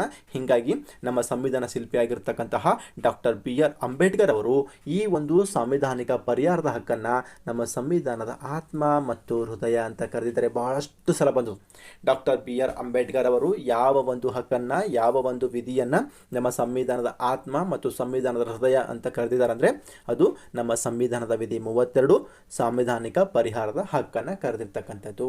ಹೆಂಗೆ ಸರ್? ಒಂದು ವೇಳೆ ಸಪೋಸ್ ನಮ್ಮ ಮೂಲಭೂತ ಹಕ್ಕುಗಳೇನಾದರೂ ಧಕ್ಕೆ ಉಂಟಾದಾಗ ಆರ್ಟಿಕಲ್ 32 ಪ್ರಕಾರ ಸುಪ್ರೀಂ ಕೋರ್ಟ್ಗೆ ಹೋಗ್ಬೋದು. ಆರ್ಟಿಕಲ್ 226ರ ಪ್ರಕಾರ 226 ಪ್ರಕಾರ ಹೈಕೋರ್ಟ್ಗಳಿಗೆ ಹೋಗ್ಬೋದು. ಹೀಗೆ ನ್ಯಾಯಾಂಗವು ಮೂಲಭೂತ ಹಕ್ಕುಗಳನ್ನು ರಕ್ಷಿಸುತ್ತದೆ. ಇದೇ ಪಾಯಿಂಟದಲ್ಲಿ ನಮ್ಮ ಮೂಲಭೂತ ಹಕ್ಕುಗಳನ್ನು ರಕ್ಷಿಸ್ತಕ್ಕಂಥದ್ದು ಯಾರು ಅಂದ್ರೆ ನ್ಯಾಯಾಂಗ. ಈ ರೀತಿಯಾಗಿ ಸುಪ್ರೀಂ ಕೋರ್ಟ್ ಏನಪ್ಪ ಅಂದ್ರೆ ನಮ್ಮ ಒಂದು ಮೂಲಭೂತ ಹಕ್ಕುಗಳ ರಕ್ಷಣೆ ಮಾಡೋ ಸಲುವಾಗಿ ನಾವು ಸುಪ್ರೀಂ ಕೋರ್ಟ್ಗೆ ಮೂಲಭೂತ ಹಕ್ಕುಗಳ ರಕ್ಷಕ ಅಂತ ಕರಿತೀವಿ. ಈ ಒಂದು ಪ್ರಶ್ನೆಗೆ ಉತ್ತರ ಕ್ಲಿಯರಿಟಿ ಆಗಿದೆ ಅಂತ ಭಾವಿಸ್ಕೋತಾ ನೆಕ್ಸ್ಟ್ ಪ್ರಶ್ನೆ ಹೋಗ್ತೀನಿ ನಾನು. ಯಾವುದಪ್ಪ ಅಂದ್ರೆ ನಮ್ಮ ಸಂವಿಧಾನದ ಈ ವಿಧಿಯು ಅಸ್ಪೃಶ್ಯತೆಯನ್ನು ನಿಷೇಧಿಸಿದೆ. ನಾನು ಈ ಆರ್ಟಿಕಲ್ 17 ಹೇಳಬೇಕಾದ್ರೆ ಹೇಳಿದ್ದೆ ಮಿನಿಮಮ್ ಒಂದು 30 ಸಲ ಆದರೂ ಬಂದದ್ದು. ನಾನು ನೋಡಿರ್ತಕ್ಕಂಥ ಒಂದು ಪೇಪರ್ ಅನಾಲಿಸಿಸ್ ಮಾಡಿದಾಗ ಏನಪ್ಪ ಅಂದರೆ PC, PSI, SDC, FDC, group C, teacher, ಆಮೇಲೆ KS, KES ಈ ರೀತಿ UPSC ಪೇಪರ್ ರೆಫರ್ ಮಾಡಿದಾಗ ಒಂದು 30ರಿಂದ 35 ಕಡೆ ಆದರೂ ಈ ಪ್ರಶ್ನೆನ ನೋಡಿದ್ದೀನಿ. ಯಾವುದು? ಸಂವಿಧಾನದ ವಿಧಿ 17 ಅಸ್ಪೃಶ್ಯತೆ ನಿಷೇಧ ಅಥವಾ ಅಸ್ಪೃಶ್ಯತೆ ನಿವಾರಣೆ ಅಂತಕ್ಕಂಥದ್ದು. ಮೂಲಭೂತ ಹಕ್ಕುಗಳಲ್ಲಿ ಅತಿ ಹೆಚ್ಚು ಬಾರಿ ಕೇಳಿರ್ತಕ್ಕಂತಹ ಒಂದು ವಿಧಿನೇ 17ನೇ ವಿಧಿ. ಇದು ಅಂತೂ ನಿಮ್ಮ ತಲೆಗಿರಲಿ. ಇಲ್ಲಿ ಈ ಒಂದು ಪ್ರಶ್ನೆಗೆ ನಿಮ್ಮ ಉತ್ತರ option 2 is the right answer. ಇದು ಎಕ್ಸ್ಪ್ಲೇನ್ ನೋಡ್ತಾ ಹೋಗೋಣ. ನಾನು ಮೊದಲೇ ಹೇಳಿದೆ ನಮ್ಮ ಸಂವಿಧಾನದಾಗಿರ್ತಕ್ಕಂತಹ ವಿಧಿ 14ರಿಂದ ವಿಧಿ 18 ಸಮಾನತೆಯ ಹಕ್ಕಿನ ಕುರಿತು ವಿವರಣೆ ಕೊಡ್ತಕ್ಕಂಥದ್ದು. ಇವು ಭಾರತೀಯ ಪೌರರಿಗೆ ವಿವಿಧ ರೀತಿಯಾಗಿರ್ತಕ್ಕಂಥ ಸಮಾನತೆಯನ್ನು ದೃಢಪಡಿಸಿರ್ತಕ್ಕಂಥದ್ದು. ನಿಮ್ಮ ಒಂದು ಪ್ರಶ್ನೆಗೆ ಉತ್ತರ ಎಲ್ಲಿದೆಯಪ್ಪ ಅಂತಂದ್ರೆ ಇಲ್ಲಿ ಆಲ್ರೆಡಿ ಹೇಳಿದೆ ನಾನು. ವಿಧಿ 17 ಅಸ್ಪೃಶ್ಯತಾ ನಿವಾರಣೆ, ನಿರ್ಮೂಲನೆ, ನಿಷೇಧ ಅಥವಾ ಅಸ್ಪೃಶ್ಯತೆ ಆಚರಣೆ ಮತ್ತು ಆಚರಣೆಗೆ ಪ್ರೋತ್ಸಾಹ ನೀಡುವುದೇನಪ್ಪ ಅಂದರೆ ಶಿಕ್ಷಾರ್ಹ ಅಪರಾಧವಾಗಿರ್ತಕ್ಕಂಥದ್ದು. ನಾವು ಫಸ್ಟ್ ಆಫ್ ಆಲ್ ಏನು ಮಾಡಬಾರ್ದು? ಅಸ್ಪೃಶ್ಯತೆನ ಆಚರಣೆ ಮಾಡಲೇಬಾರ್ದು. ಅಸ್ಪೃಶ್ಯತೆ ನಿವಾರಣೆ ಮಾಡಬೇಕು, ನಿರ್ಮೂಲನೆ ಮಾಡಬೇಕು, ಅಸ್ಪೃಶ್ಯತೆಯನ್ನು ನಿಷೇಧಗೊಳಿಸಬೇಕು. ಒಂದು ವೇಳೆ ನಾವು ಅಸ್ಪೃಶ್ಯತೆ ಆಚರಣೆ ಮಾಡೋದಾಗಿರ್ಬೋದು, ಆ ಆಚರಣೆಗೆ ಪ್ರೋತ್ಸಾಹ ನೀಡೋದಾಗಿರ್ಬೋದು, ಅದು ಶಿಕ್ಷಾರ್ಹ ಮತ್ತು ದಂಡಾರ್ಹವಾಗಿರ್ತಕ್ಕಂಥ ಅಪರಾಧ. ಹೀಗಾಗಿ ಆರ್ಟಿಕಲ್ 17 ಏನು ಹೇಳ್ತದ? ಅಸ್ಪೃಶ್ಯತೆ ನಿವಾರಣೆ ಬಗ್ಗೆ ಹೇಳ್ತಕ್ಕಂಥದ್ದು. ಆಲ್ರೆಡಿ ಆರ್ಟಿಕಲ್ 14, 15, 16, 18 ಹೇಳಿದ್ದೀನಿ. 14 ಕಾನೂನಿನ ಮುಂದೆ ಎಲ್ಲರೂ ಸರಿಸಮಾನರು. ಆರ್ಟಿಕಲ್ 15 ತಾರತಮ್ಯ ನಿಷೇಧ. 16 ಉದ್ಯೋಗದಲ್ಲಿ ಸಮಾನತೆ ಅಥವಾ ಉದ್ಯೋಗದಲ್ಲಿ ತಾರತಮ್ಯ ಮಾಡುವಂತಿಲ್ಲ. 17 ಅಸ್ಪೃಶ್ಯತೆ ನಿವಾರಣೆ ಅಥವಾ ಅಸ್ಪೃಶ್ಯತೆ ನಿಷೇಧ. 18 ಬಿರುದು ಬಾವಲಿಗಳ ರದ್ದತಿ. ಹೀಗಾಗಿ ನಮ್ಮ ಭಾರತೀಯ ಸಂವಿಧಾನದ ವಿಧಿ 17 ಅಸ್ಪೃಶ್ಯತೆ ನಿವಾರಣೆ ಕುರಿತು ಹೇಳ್ತಕ್ಕಂಥದ್ದು. ನೆಕ್ಸ್ಟ್ ಪ್ರಶ್ನೆ ಬರೋಣ. ವಿದೇಶಿಯರಿಗೆ ಈ ಕೆಳಕಂಡ ಹಕ್ಕುಗಳನ್ನು ನಿರಾಕರಿಸಲಾಗಿದೆ. ನೋಡಿ ಫ್ರೆಂಡ್ಸ್, ಇದೇನಪ್ಪ ಅಂದರೆ ನಾನು ಆಲ್ರೆಡಿ ಹೇಳಿದ್ದೀನಿ, ಮೂಲಭೂತ ಹಕ್ಕುಗಳೇನಪ್ಪ ಅಂದರೆ ನಮ್ಮ ಭಾರತೀಯ ಪೌರರನ್ನು ವಿದೇಶಿಯ ಪ್ರಜೆಗಳನ್ನು ವಿಭಾಗ ಮಾಡ್ತದೆ, ಪ್ರತ್ಯೇಕಿಸುತ್ತದೆ, ಬೇರ್ಪಡಿಸುತ್ತದೆ ಅಂತ ನಾನು ಆಲ್ರೆಡಿ ಹೇಳಿದ್ದೀನಿ. ಹಾಗಾದ್ರೆ ಇದು ಒಂಚೂರು ಅಪ್ಲೈಡ್ ಆಗಿರ್ತಕ್ಕಂಥ ಪ್ರಶ್ನೆ. ನಾವೇನಿದು ವಿಚಾರ ಮಾಡಬೇಕಿಲ್ಲಿ. ಡೈರೆಕ್ಟಾಗಿ ಹಿಂಗೆ ಹೇಳಿಲ್ಲ ಅಂತಂದ್ರೂ ಕೂಡ ಒಂದು ಸ್ವಲ್ಪ ಥಾಟ್ ಮಾಡ್ಕೊಂಡು ಹೋಗ್ಬೇಕು. ಏನು ಸರ್ ಇದು? ನಾನು ಆಲ್ರೆಡಿ ಹೇಳಿದ್ದೀನಿ ಏನಂತ, ನಮ್ಮ ಮೂಲಭೂತ ಹಕ್ಕುಗಳು ಭಾರತೀಯರನ್ನು ಮತ್ತು ವಿದೇಶಿಯರನ್ನು ಪ್ರತ್ಯೇಕಿಸುತ್ತದೆ, ಅಂದರೆ ಡಿವೈಡ್ ಮಾಡ್ತದೆ. ಹೆಂಗಪ್ಪ ಅಂದ್ರೆ ಕೆಲವೊಂದಿಷ್ಟು ಹಕ್ಕುಗಳೇನಪ್ಪ ಅಂದರೆ ಕೇವಲ ನಮ್ಮ ಭಾರತೀಯರಿಗೆ ಇರ್ತಕ್ಕಂಥದ್ದು, ಇನ್ನು ಕೆಲವೊಂದಿಷ್ಟು ಹಕ್ಕುಗಳು ಭಾರತೀಯ ಪ್ರಜೆಗಳಿಗೂ ಇರ್ತಾವ, ವಿದೇಶಿಯ ಪ್ರಜೆಗಳಿಗೂ ಇರ್ತಾವ. ಆದ್ರೆ ವಿದೇಶಿಯ ಶತ್ರು ದೇಶವನ್ನು ಹೊರತುಪಡಿಸಿ ಅಂತ ನಾನು ಆಲ್ರೆಡಿ ಮೂಲಭೂತ ಹಕ್ಕುಗಳ ಲಕ್ಷಣ ಹೇಳಬೇಕಾದ್ರೆ ಹೇಳಿದ್ದಾನೆ. ಇದರಲ್ಲಿ ವಿದೇಶಿಯರಿಗೆ ಕೆಳಕಂಡ ಹಕ್ಕನ್ನು ನಿರಾಕರಿಸಲಾಗಿದೆ. Option C is the right answer. ರಾಜಕೀಯ ಹಕ್ಕು ಯಾಕಂತ ಮುಂದೆ ಹೇಳ್ತಾ ಹೋಗ್ತೀನಿ. ಈಗ option C is the right answer. Tick ಮಾಡ್ಕೊಂಡಿರಿ. ಹೆಂಗಂದ್ರೆ ಇಲ್ಲಿ ಸ್ವಲ್ಪ ಯೋಚನೆ ಮಾಡ್ಬೇಕು ನೀವು. ಏನಂತ, ನಾಗರಿಕ ಹಕ್ಕು ಆಲ್ರೆಡಿ ಹೇಳಿದ್ದು ನಾನು. ಕೆಲವೊಂದಿಷ್ಟು ಮೂಲಭೂತ ಹಕ್ಕುಗಳು ಏನಪ್ಪ ಅಂತಂದರೆ ಭಾರತೀಯರಿಗವ, ಇನ್ನು ಕೆಲವೊಂದಿಷ್ಟು ಹಕ್ಕುಗಳು ವಿದೇಶಿಯರು ಕೂಡ ಅದಾವೆ. ನಾವು ಪೂರ್ತಿಯಾಗಿ ಏನಪ್ಪ ಅಂದರೆ ಕೇವಲ ಭಾರತೀಯರು ಇಟ್ಕೊಂಡು ವಿದೇಶಿಯರಿಗೆ ನಿರಾಕರಣೆ ಮಾಡಿಲ್ಲ, ಸ್ವಲ್ಪ ಮಟ್ಟಿಗೆ ಇದಾವೆ. ಹೀಗಾಗಿ ನಾವು ಆಪ್ಷನ್ ಸಿ ಅನ್ನು ಇಟ್ಕೊಳ್ಳೋಂಗಿಲ್ಲ. ಯಾಕೆ ಎಲ್ಲ ಹಕ್ಕುಗಳನ್ನ ಕೇವಲ ಭಾರತೀಯ ಪ್ರಜೆಗಳಿಗೆ ಮೀಸಲಾಗಿಟ್ಟಿಲ್ಲ, ಒಂದಿಷ್ಟು ಮಾತ್ರ ಒಂದು 4-5 ಇಟ್ಕೊಂಡಿದ್ದೀವಿ. ಉಳಿದೆಲ್ಲ ಏನಪ್ಪ ಅಂದರೆ ವಿದೇಶಿಯ ಪ್ರಜೆಗಳು ಕೂಡ ಅಪ್ಲೈ ಆಗ್ತಾವೆ. ಸೆಕೆಂಡ್ ಏನಪ್ಪ ಅಂದರೆ ಆಸ್ತಿಯ ಹಕ್ಕು. ಇದೊಂದು ಚೂರು ಸೈಡಿಗೆ ಇಡೋಣ, ನಿಮಗೊಂದು ಎಲಿಮಿನೇಟ್ ಹೆಂಗೆ ಮಾಡಬೇಕು, ಡಿಲೀಟ್ ಹೆಂಗೆ ಮಾಡಬೇಕು ಅಂತ ಹೇಳ್ತೇನೆ. ಆರ್ಥಿಕ ಹಕ್ಕು ಏನಪ್ಪ ಅಂತಂದರೆ ಸ್ವಲ್ಪ ಸೈಡಿಗೆ ಇಟ್ಟೋಣ. ರಾಜಕೀಯ ಹಕ್ಕು ನೀವು ಒಂದು ವಿಚಾರ ಮಾಡಬೇಕು. ಏನಪ್ಪ ಅಂತಂದರೆ ಯಾರಾದರೂ ವಿದೇಶಿಯ ಫಾರಿನರ್ಸ್ ಬಂದು ನಮ್ಮಲ್ಲಿ MLA ಆಗಿರೋದು, MP ಆಗಿರೋದು, GP ಮೆಂಬರ್ ಆಗಿರೋದು, ZP ಮೆಂಬರ್ ಆಗಿರೋದು, TP ಮೆಂಬರ್ ಆಗಿರೋದು, ಈ ರೀತಿ ಏನಾರ ಎಕ್ಸಾಂಪಲ್ ನೋಡಿದ್ದೀರಾ? ಇಲ್ಲ. 100% ಅವನು ಇಲ್ಲಿ ಬಂದು ಎಲೆಕ್ಷನ್ ನಿಂದ್ರಂಗಿಲ್ಲ, ಎಲೆಕ್ಷನ್ ನಿಂತವರಿಗೆ ವೋಟ್ ಮಾಡೋಂಗಿಲ್ಲ. ಅರ್ಥ ಆಯ್ತಾ? ಸಂಸತ್ತಿನ ಹೋಗಿ ಚರ್ಚೆಯಲ್ಲಿ ಭಾಗವಹಿಸುವಂತಿಲ್ಲ, ಅಲ್ಲಿ ಹೋಗಿ ಮಾತನಾಡುವಂತಿಲ್ಲ, ಚರ್ಚೆ ಮಾಡುವಂತಿಲ್ಲ, ನೀತಿ ನಿರ್ಧಾರ ಕೈಗೊಳ್ಳುವಂತಿಲ್ಲ. ಹೀಗಾಗಿ ರಾಜಕೀಯ ಹಕ್ಕನ್ನು ಸಂಪೂರ್ಣವಾಗಿ ನಿರಾಕರಿಸಲಾಗಿದೆ. ಆರ್ಥಿಕ ಹಕ್ಕು ಹೊರನಾಗಿಟ್ಟಿದ್ದ. ನೈತಿಕ ಹಕ್ಕಂತೂ ಎಲ್ಲರಿಗೂ ನೀತಿಬದ್ಧವಾಗಿರಲೇಬೇಕು. ಫಾರಿನರ್ಸ್ ಆಗಿರಲಿ, ಇಂಡಿಯನ್ಸ್ ಆಗಿರಲಿ, ಎಲ್ಲರೂ ನೀತಿವಂತರಾಗಿದ್ರೆ ಮಾತ್ರ ನಮ್ಮ ದೇಶದಲ್ಲಿ ಜಾಗ ಇರ್ತದೆ. ಇಲ್ಲ ಅಂತಂದ್ರೆ ಅವರಿಗೆ ಜಾಗ ಖಾಲಿ ಮಾಡಿಸ್ಬೇಕಾಗ್ತದೆ. ಅಂದ್ರೆ ನಮ್ಮ ದೇಶದ ಸಂವಿಧಾನದ ಚೌಕಟ್ಟಿನೊಳಗಡೆ ಸಂವಿಧಾನ ಏನು ಹೇಳ್ತದೆ ಆ ನೀತಿ ರೀತಿ ರಿವಾಜಿಗೆ ಅನುಗುಣವಾಗಿ ಜೀವನವನ್ನು ನಡೆಸಬೇಕಾಗಿರ್ತಕ್ಕಂಥದ್ದು ವಿದೇಶಿಯರು ಕೂಡ ಅಪ್ಲೈ ಆಗ್ತದೆ, ಭಾರತೀಯರು ಕೂಡ ಅಪ್ಲೈ ಆಗ್ತದೆ. ಹೀಗಾಗಿ ಆಪ್ಷನ್ ಡಿ ಅಂತೂ ಆಗಲ್ಲ. ಈಗ ನಾನು 2 ಒಂದು ಹೇಳಿದೆ, ಬಿ ಮತ್ತು ಸಿ ಅಂತ ಹೇಳಿದ್ದೇನೆ. ಹೌದಾ? ಬಿ ಯಾಕೆ ಸರ್ ಅದು ಎಲಿಮಿನೇಟ್ ಮಾಡ್ಬೇಕು ನಾನು? ನೋಡಿ, ಫಾರಿನರ್ಸ್ ಬಂದೇನಪ್ಪ ಅಂತಂದರೆ ಆಸ್ತಿ ಇಲ್ಲಿ ಬಂದು ಕೆಲಸ ಮಾಡ್ಬೋದು, ದುಡಿಬೋದು, ದುಡ್ಡು ತೊಗೊಂಡು ಹೋಗ್ಬೋದು. ಆರ್ಥಿಕ ಹಕ್ಕು, ದುಡ್ಡು ಕೆಲಸ ಮಾಡಿದ್ರೆ ದುಡ್ಡು ಕೊಡ್ತೀವಿ ನಾವಲ್ಲಿ, ಅವ್ರೇನಪ್ಪ ದುಡ್ಡು ತೊಗೊಂಡು ಹೋಗ್ಬೋದು. ಹೀಗಾಗಿ ಎಕನಾಮಿಕ್ ಏನಪ್ಪ ಅಂದರೆ ಆಗಕ್ಕೆ ಸಾಧ್ಯ ಇಲ್ಲ. ಸೊ ಹೀಗಾಗಿ ನಮ್ಮ ಈ ಒಂದು ಪ್ರಶ್ನೆಗೆ ವಿದೇಶಿಯರಿಗೆ ಈ ಕೆಳಕಂಡ ಹಕ್ಕುಗಳನ್ನು ನಿರಾಕರಿಸಲಾಗಿದೆ ಅಂತಂದಾಗ ರಾಜಕೀಯ ಹಕ್ಕುಗಳನ್ನು ನಿರಾಕರಿಸಲಾಗಿದೆ. ಅದಕ್ಕೆ ನೆಕ್ಸ್ಟ್ ಸ್ಲೈಡ್ ಎಕ್ಸ್ಪ್ಲೇನ್ ಕೊಟ್ಟಿದ್ದಾನೆ. ಏನಂತ ನೋಡಿ, ಯಾವ ಹಕ್ಕು ನಿರಾಕರಿಸಿದ್ದೀವಿ? ವಿದೇಶಿಯ ನಾಗರಿಕರು ಭಾರತದಲ್ಲಿ ಚುನಾವಣೆಗೆ ನಿಲ್ಲುವ, ಮತದಾನ ಮಾಡುವ, ಸಂಸತ್ತಿನ ಕಾರ್ಯಕಲಾಪಗಳಲ್ಲಿ ಭಾಗವಹಿಸುವ, ಚರ್ಚಿಸುವ, ನಿರ್ಧಾರ ಕೈಗೊಳ್ಳುವಂಥ ಮುಂತಾದ ಹಕ್ಕುಗಳನ್ನು ಹೊಂದುವುದಿಲ್ಲ, ನಿರಾಕರಿಸಲಾಗಿದೆ. ಬಂದವರು ಎಲೆಕ್ಷನ್ ನಿಂತ್ಕೊಳ್ಳೋಂಗಿಲ್ಲ, ಎಲೆಕ್ಷನ್ ನಿಂತ್ಕೊಂಡವ್ರಿಗೆ ವೋಟ್ ಮಾಡುವಂತಿಲ್ಲ, ಸಂಸತ್ತಿನ ಕಾರ್ಯಕಲಾಪದಲ್ಲಿ ಹೋಗುವಂಗಿಲ್ಲ, ಡಿಸ್ಕಸ್ ಮಾಡುವಂಗಿಲ್ಲ, ಡಿಸಿಷನ್ ಮೇಕಿಂಗ್ ಮಾಡುವಂಗಿಲ್ಲ. ಹೀಗಾಗಿ ರಾಜಕೀಯ ಹಕ್ಕನ್ನು ಏನಪ್ಪ ಅಂದರೆ ಖಡಾಖಂಡಿತವಾಗಿ ನಿರಾಕರಿಸಲಾಗಿರ್ತಕ್ಕಂಥದ್ದು. Option is right. ನೋಡಿ, ನೆಕ್ಸ್ಟ್ ಏನಪ್ಪ ಅಂದರೆ ನಮ್ಮ ದೇಶದಲ್ಲಿ ಕಾನೂನು ರಚನೆ ಮಾಡುವ ಅಂತಿಮ ಅಧಿಕಾರ ಹೊಂದಿರುವ ಅಂಗ. ನಾ ಇದಕ್ಕಿಂತ ಹಿಂದಿನ ಪ್ರಶ್ನೆ ಹೇಳಿದ್ದೆ, ಶಾಸನ ರಚನೆ ಮಾಡೋದು ಯಾವುದು? ಶಾಸಕಾಂಗ. ಅದನ್ನು ಕಾರ್ಯರೂಪಕ್ಕೆ ತರ್ತಕ್ಕಂಥದ್ದು ಕಾರ್ಯಾಂಗ. ಅದರ ಒಂದು ವಿವರಣೆಯನ್ನು ವಿಮರ್ಶೆಗೆ ಒಳಪಡಿಸ್ತಕ್ಕಂಥದ್ದು ನ್ಯಾಯ ವಿಮರ್ಶೆಗೆ ಒಳಪಡಿಸ್ತಕ್ಕಂಥದ್ದು ನ್ಯಾಯಾಂಗ ಅಂತ ಹೇಳಿದ್ದ. ಈಗ ಆಲ್ರೆಡಿ ನಿಮ್ಗೆ ಅರ್ಥ ಆಗಿರ್ಬೇಕಂತ ಅಂದ್ಕೊಂಡಿದ್ದೀನಿ. ಕಾನೂನು ರಚನೆ ಮಾಡುವ, ಶಾಸನ ರಚನೆ ಮಾಡುವುದು ಯಾವುದು? ಶಾಸಕಾಂಗ is the right answer. Option C is the right. ಇದ್ರ ಬಗ್ಗೆ ಚೂರು ನೋಡ್ತಾ ಬರೋಣ. ಏನು ನಾನು ಆಲ್ರೆಡಿ ಹೇಳಿದ್ದೀನಿ, ಇದೇ ಸ್ಲೈಡ್ ಹಿಂಗೆ ಇಟ್ಟಿದ್ದೆ ನಾನು. ಕೇಂದ್ರ ಶಾಸಕಾಂಗ ಅಥವಾ ಸಂಸತ್ತು ಅಥವಾ ಪಾರ್ಲಿಮೆಂಟ್, ಇವು ಮೂರು ಕೂಡ ಒಂದೇ. ನೋಡಿ, ನಮ್ಮ ದೇಶದಾಗಿರ್ತಕ್ಕಂತಹ ಶಾಸನ ಅಥವಾ ಕಾನೂನುಗಳನ್ನು ರಚನೆ ಮಾಡುವ ಅಂಗವೇ ಶಾಸಕಾಂಗ. ಶಾಸನವನ್ನು ರಚನೆ ಮಾಡ್ತಕ್ಕಂಥ ಶಾಸನ ಅಂದ್ರೂ ಕೂಡ ಒಂದೇ, ಕಾನೂನು ಅಂದ್ರೂ ಕೂಡ ಒಂದೇ. ನಮ್ಮ ದೇಶದಲ್ಲಿ ಕಾನೂನುಗಳನ್ನು ರಚನೆ ಮಾಡುವ ಅಂತಿಮ ಅಧಿಕಾರ ಇರುವುದು ಕೇಂದ್ರ ಶಾಸಕಾಂಗಕ್ಕೆ. ನಿಮ್ಮ ಪ್ರಶ್ನೆಗೆ ಉತ್ತರ ಇಲ್ಲೇ ಸಿಕ್ತು ಅಂತ ನಾನು ಭಾವಿಸಿದ್ದೀನಿ. ಕೇಂದ್ರ ಶಾಸಕಾಂಗ ನಾವು ಸಂಸತ್ತು ಅಥವಾ ಪಾರ್ಲಿಮೆಂಟ್ ಅಂತ ಕರಿತೀವಿ. ಈ ಒಂದು ಕೇಂದ್ರ ಶಾಸಕಾಂಗ ಅಥವಾ ಪಾರ್ಲಿಮೆಂಟು ಏನನ್ನು ಒಳಗೊಂಡಿರುತ್ತದೆ? ನಮ್ಮ ದೇಶದ ಪ್ರಥಮ ಪ್ರಜೆ ರಾಷ್ಟ್ರಪತಿ, ಸಂಸತ್ತಿನ ಮೇಲ್ಮನೆ ರಾಜ್ಯಸಭೆ, ಸಂಸತ್ತಿನ ಕೆಳಮನೆಯಾಗಿರ್ತಕ್ಕಂಥ ಲೋಕಸಭೆಯನ್ನು ಒಳಗೊಂಡಿರ್ತಕ್ಕಂಥದ್ದು. ಈ ಒಂದು ಸಂಸತ್ತು ದ್ವಿಸದನ ಶಾಸಕಾಂಗ ಪದ್ಧತಿಯನ್ನು ಹೊಂದಿರತಕ್ಕಂಥದ್ದು. ಈ ಒಂದು ಸಂಸತ್ತು ಏನಪ್ಪ ಅಂದರೆ ತನ್ನ ಸಭೆಯನ್ನು ಎಲ್ಲಿ ಸೇರ್ತದ? ನವದೆಹಲಿ ಇರತಕ್ಕಂತಹ ಸಂಸತ್ ಭವನದಲ್ಲಿ ಸೇರಿರ್ತಕ್ಕಂಥದ್ದು. ಈ ಸ್ಲೈಡನ್ನು ಕೇಂದ್ರ ಶಾಸಕಾಂಗ ಅಂತ ಹೇಳಿರ್ತಕ್ಕಂಥ ಟಾಪಿಕಲ್ಲಿ ಹಿಂಗೆ ಇಟ್ಟಿದ್ದಾನೆ ಆ್ಯಕ್ಚುಲಿ. ಹೀಗಾಗಿ ನಮ್ಮ ದೇಶದಲ್ಲಿ ಶಾಸನ ಅಥವಾ ಕಾನೂನುಗಳನ್ನು ರಚನೆ ಮಾಡುವಂತಹ ಅಂತಿಮ ಅಧಿಕಾರ ಇರೋದು ನಮ್ಮ ಕೇಂದ್ರ ಶಾಸಕಾಂಗಕ್ಕೆ ಅಂತ ಗೊತ್ತಿರಬೇಕು. ಇದ್ರ ಬದಲಿ ಸಂಸತ್ ಅಂದರೂ ಕೂಡ ನೀವು ಟಿಕ್ ಮಾಡಬೇಕು, ಪಾರ್ಲಿಮೆಂಟ್ ಅಂದರೂ ಕೂಡ ಟಿಕ್ ಮಾಡಬೇಕು. ಈ 3 ಆಪ್ಷನ್ಸ್ನಲ್ಲಿ ಯಾವುದಕ್ಕೂ ಟಿಕ್ ಮಾಡ್ರೆ ಆಗ್ತದೆ. ನೆಕ್ಸ್ಟ್ ಪ್ರಶ್ನೆ ನೋಡೋಣ. ವಿಶ್ವಸಂಸ್ಥೆಯು ಅಥವಾ UN ಯುನೈಟೆಡ್ ನೇಷನ್ ಆರ್ಗನೈಜೇಷನ್ ಅಂತ ಕರಿತೀವಿ, ಮಾನವ ಹಕ್ಕುಗಳ ಸಾರ್ವತ್ರಿಕ ಘೋಷಣೆಯನ್ನು ಮಾಡಿದ ದಿನಾಂಕ. ನೋಡಿ ಫ್ರೆಂಡ್ಸ್, ಆ್ಯಕ್ಚುಲಿ ನಾನಿದು ಮಾನವ ಹಕ್ಕು ಮೂಲಭೂತ ಹಕ್ಕು ಹೇಳಿದನಂತ ಶಾರ್ಟ್ ಆಗಿ ತೊಗೊಂಡಿದ್ದೀನಿ. ಬಟ್ ಮುಂಬರ್ತಕ್ಕಂಥ ಕ್ಲಾಸ್ಗಳಲ್ಲಿ ಮಾನವ ಹಕ್ಕುಗಳು ಅಂತಕ್ಕಂಥ ಒಂದು ಟಾಪಿಕ್ಕೇ ಇದೆ. ಅರ್ಥ ಆಯ್ತಾ? ನೆಕ್ಸ್ಟ್ ಕ್ಲಾಸಸ್ಸಲ್ಲಿ ಮಾನವ ಹಕ್ಕುಗಳು ಅಂತಕ್ಕಂಥ ಟಾಪಿಕ್ ಅದಲ್ಲ, ಅದರಲ್ಲಿ ಇನ್ ಡೀಟೇಲ್ ಮಾನವ ಹಕ್ಕುಗಳೇನಪ್ಪ ಅಂತಂದರೆ ಮಾನವ ಹಕ್ಕು ಅಂದ್ರೇನು, ಮಾನವ ಹಕ್ಕುಗಳ ವಿಧಗಳೇನು, ಮಾನವ ಹಕ್ಕುಗಳೇನಪ್ಪ ಅಂದರೆ ಯಾವಾಗ ಘೋಷಣೆ ಮಾಡಿದ್ರು, ಯಾರು ಘೋಷಣೆ ಮಾಡಿದ್ರು, ಆ ವಿಶ್ವಸಂಸ್ಥೆ ಅಂಗ ಯಾವುದು, ಈ ಮಾನವ ಹಕ್ಕುಗಳ ಸಾರ್ವತ್ರಿಕ ಘೋಷಣೆ ಮಾಡಬೇಕಾದ್ರೆ ಜಗತ್ತಿನಾಗ ನಡೆದಿರ್ತಕ್ಕಂತಹ ಪ್ರಮುಖವಾದ ಘಟನೆಗಳ್ಯಾವು, ಯಾಕೆ ಮಾನವ ಹಕ್ಕುಗಳ ಘೋಷಣೆ ಮಾಡಿದ್ರು ಅಂತಕ್ಕಂಥದ್ದನ್ನು ಇನ್ ಡೀಟೇಲಾಗಿ ಆ ಟಾಪಿಕಲ್ಲಿ ಹೇಳ್ತೀನಿ. ಬಟ್ ಸಿಂಪಲ್ ಆಗಿ ಇದು ಮೂಲಭೂತ ಹಕ್ಕುಗಳ ಒಂದು ಏನಪ್ಪ ಅಂದರೆ ಇಂಟ್ರೊಡಕ್ಷನ್ ಆಗಿ ಮಾನವ ಹಕ್ಕು ಅಂತ ತಗೊಂಡಿದ್ದೆ. ಅದಕ್ಕೋಸ್ಕರ ಅಬ್ಜೆಕ್ಟಿವ್ ಆಗಿ ಈ ಪ್ರಶ್ನೆ ಇಟ್ಕೊಂಡಿದ್ದೀನಿ. ಈ ಪ್ರಶ್ನೆಯನ್ನು ನಾ ಮಾನವ ಹಕ್ಕುಗಳು ಅಂತಕ್ಕಂಥ ಟಾಪಿಕ್ ಹೇಳಬೇಕಾದ್ರೂ ಕೂಡ ಅದು objective based question, descriptive based question ಕೂಡ ಇನ್ ಡೀಟೇಲ್ ಆಗಿ ಎಕ್ಸ್ಪ್ಲೇನ್ ಮಾಡ್ತಾ ಹೋಗ್ತೀನಿ. ಇಲ್ಲಿ ಈ ಪ್ರಶ್ನೆಗೆ ಉತ್ತರ ವಿಶ್ವಸಂಸ್ಥೆಯು ಅಥವಾ UN ಮಾನವ ಹಕ್ಕುಗಳ ಸಾರ್ವತ್ರಿಕ ಘೋಷಣೆನ ಮಾಡಿರ್ತಕ್ಕಂಥ ದಿನಾಂಕ 24ನೇ ಅಕ್ಟೋಬರ್ ಈಗ ಏನಪ್ಪ ಅಂದರೆ ಸಾರ್ವತ್ರಿಕ ಘೋಷಣೆ ಮಾಡಿರ್ತಕ್ಕಂಥ ದಿನಾಂಕ 10 ಡಿಸೆಂಬರ್ 1948. ನೋಡಿ ಇದಕ್ಕೆ ಕೆಲವೊಂದು ಹೆಂಗೆ ಮಾಡಬೇಕು, ಇದಕ್ಕಂತೂ ಆಪ್ಷನ್ಸ್ ಗೊತ್ತಿದೆ ನಿಮಗೆ. UN ಮಾನವ ಹಕ್ಕುಗಳ ಸಾರ್ವತ್ರಿಕ ಘೋಷಣೆ ಮಾಡಿದ ದಿನಾಂಕ ಯಾವುದು? 10 December 1948. Option C is the right answer. ಹಾಗಾದ್ರೆ ಆಪ್ಷನ್ಸ್ 1 ಏನು ಸರ್? ನೋಡಿ 24ನೇ ಅಕ್ಟೋಬರ್ 1945 ಏನು? UN ವಿಶ್ವಸಂಸ್ಥೆ ರಚನೆ ಆಗಿರ್ತಕ್ಕಂಥದ್ದು.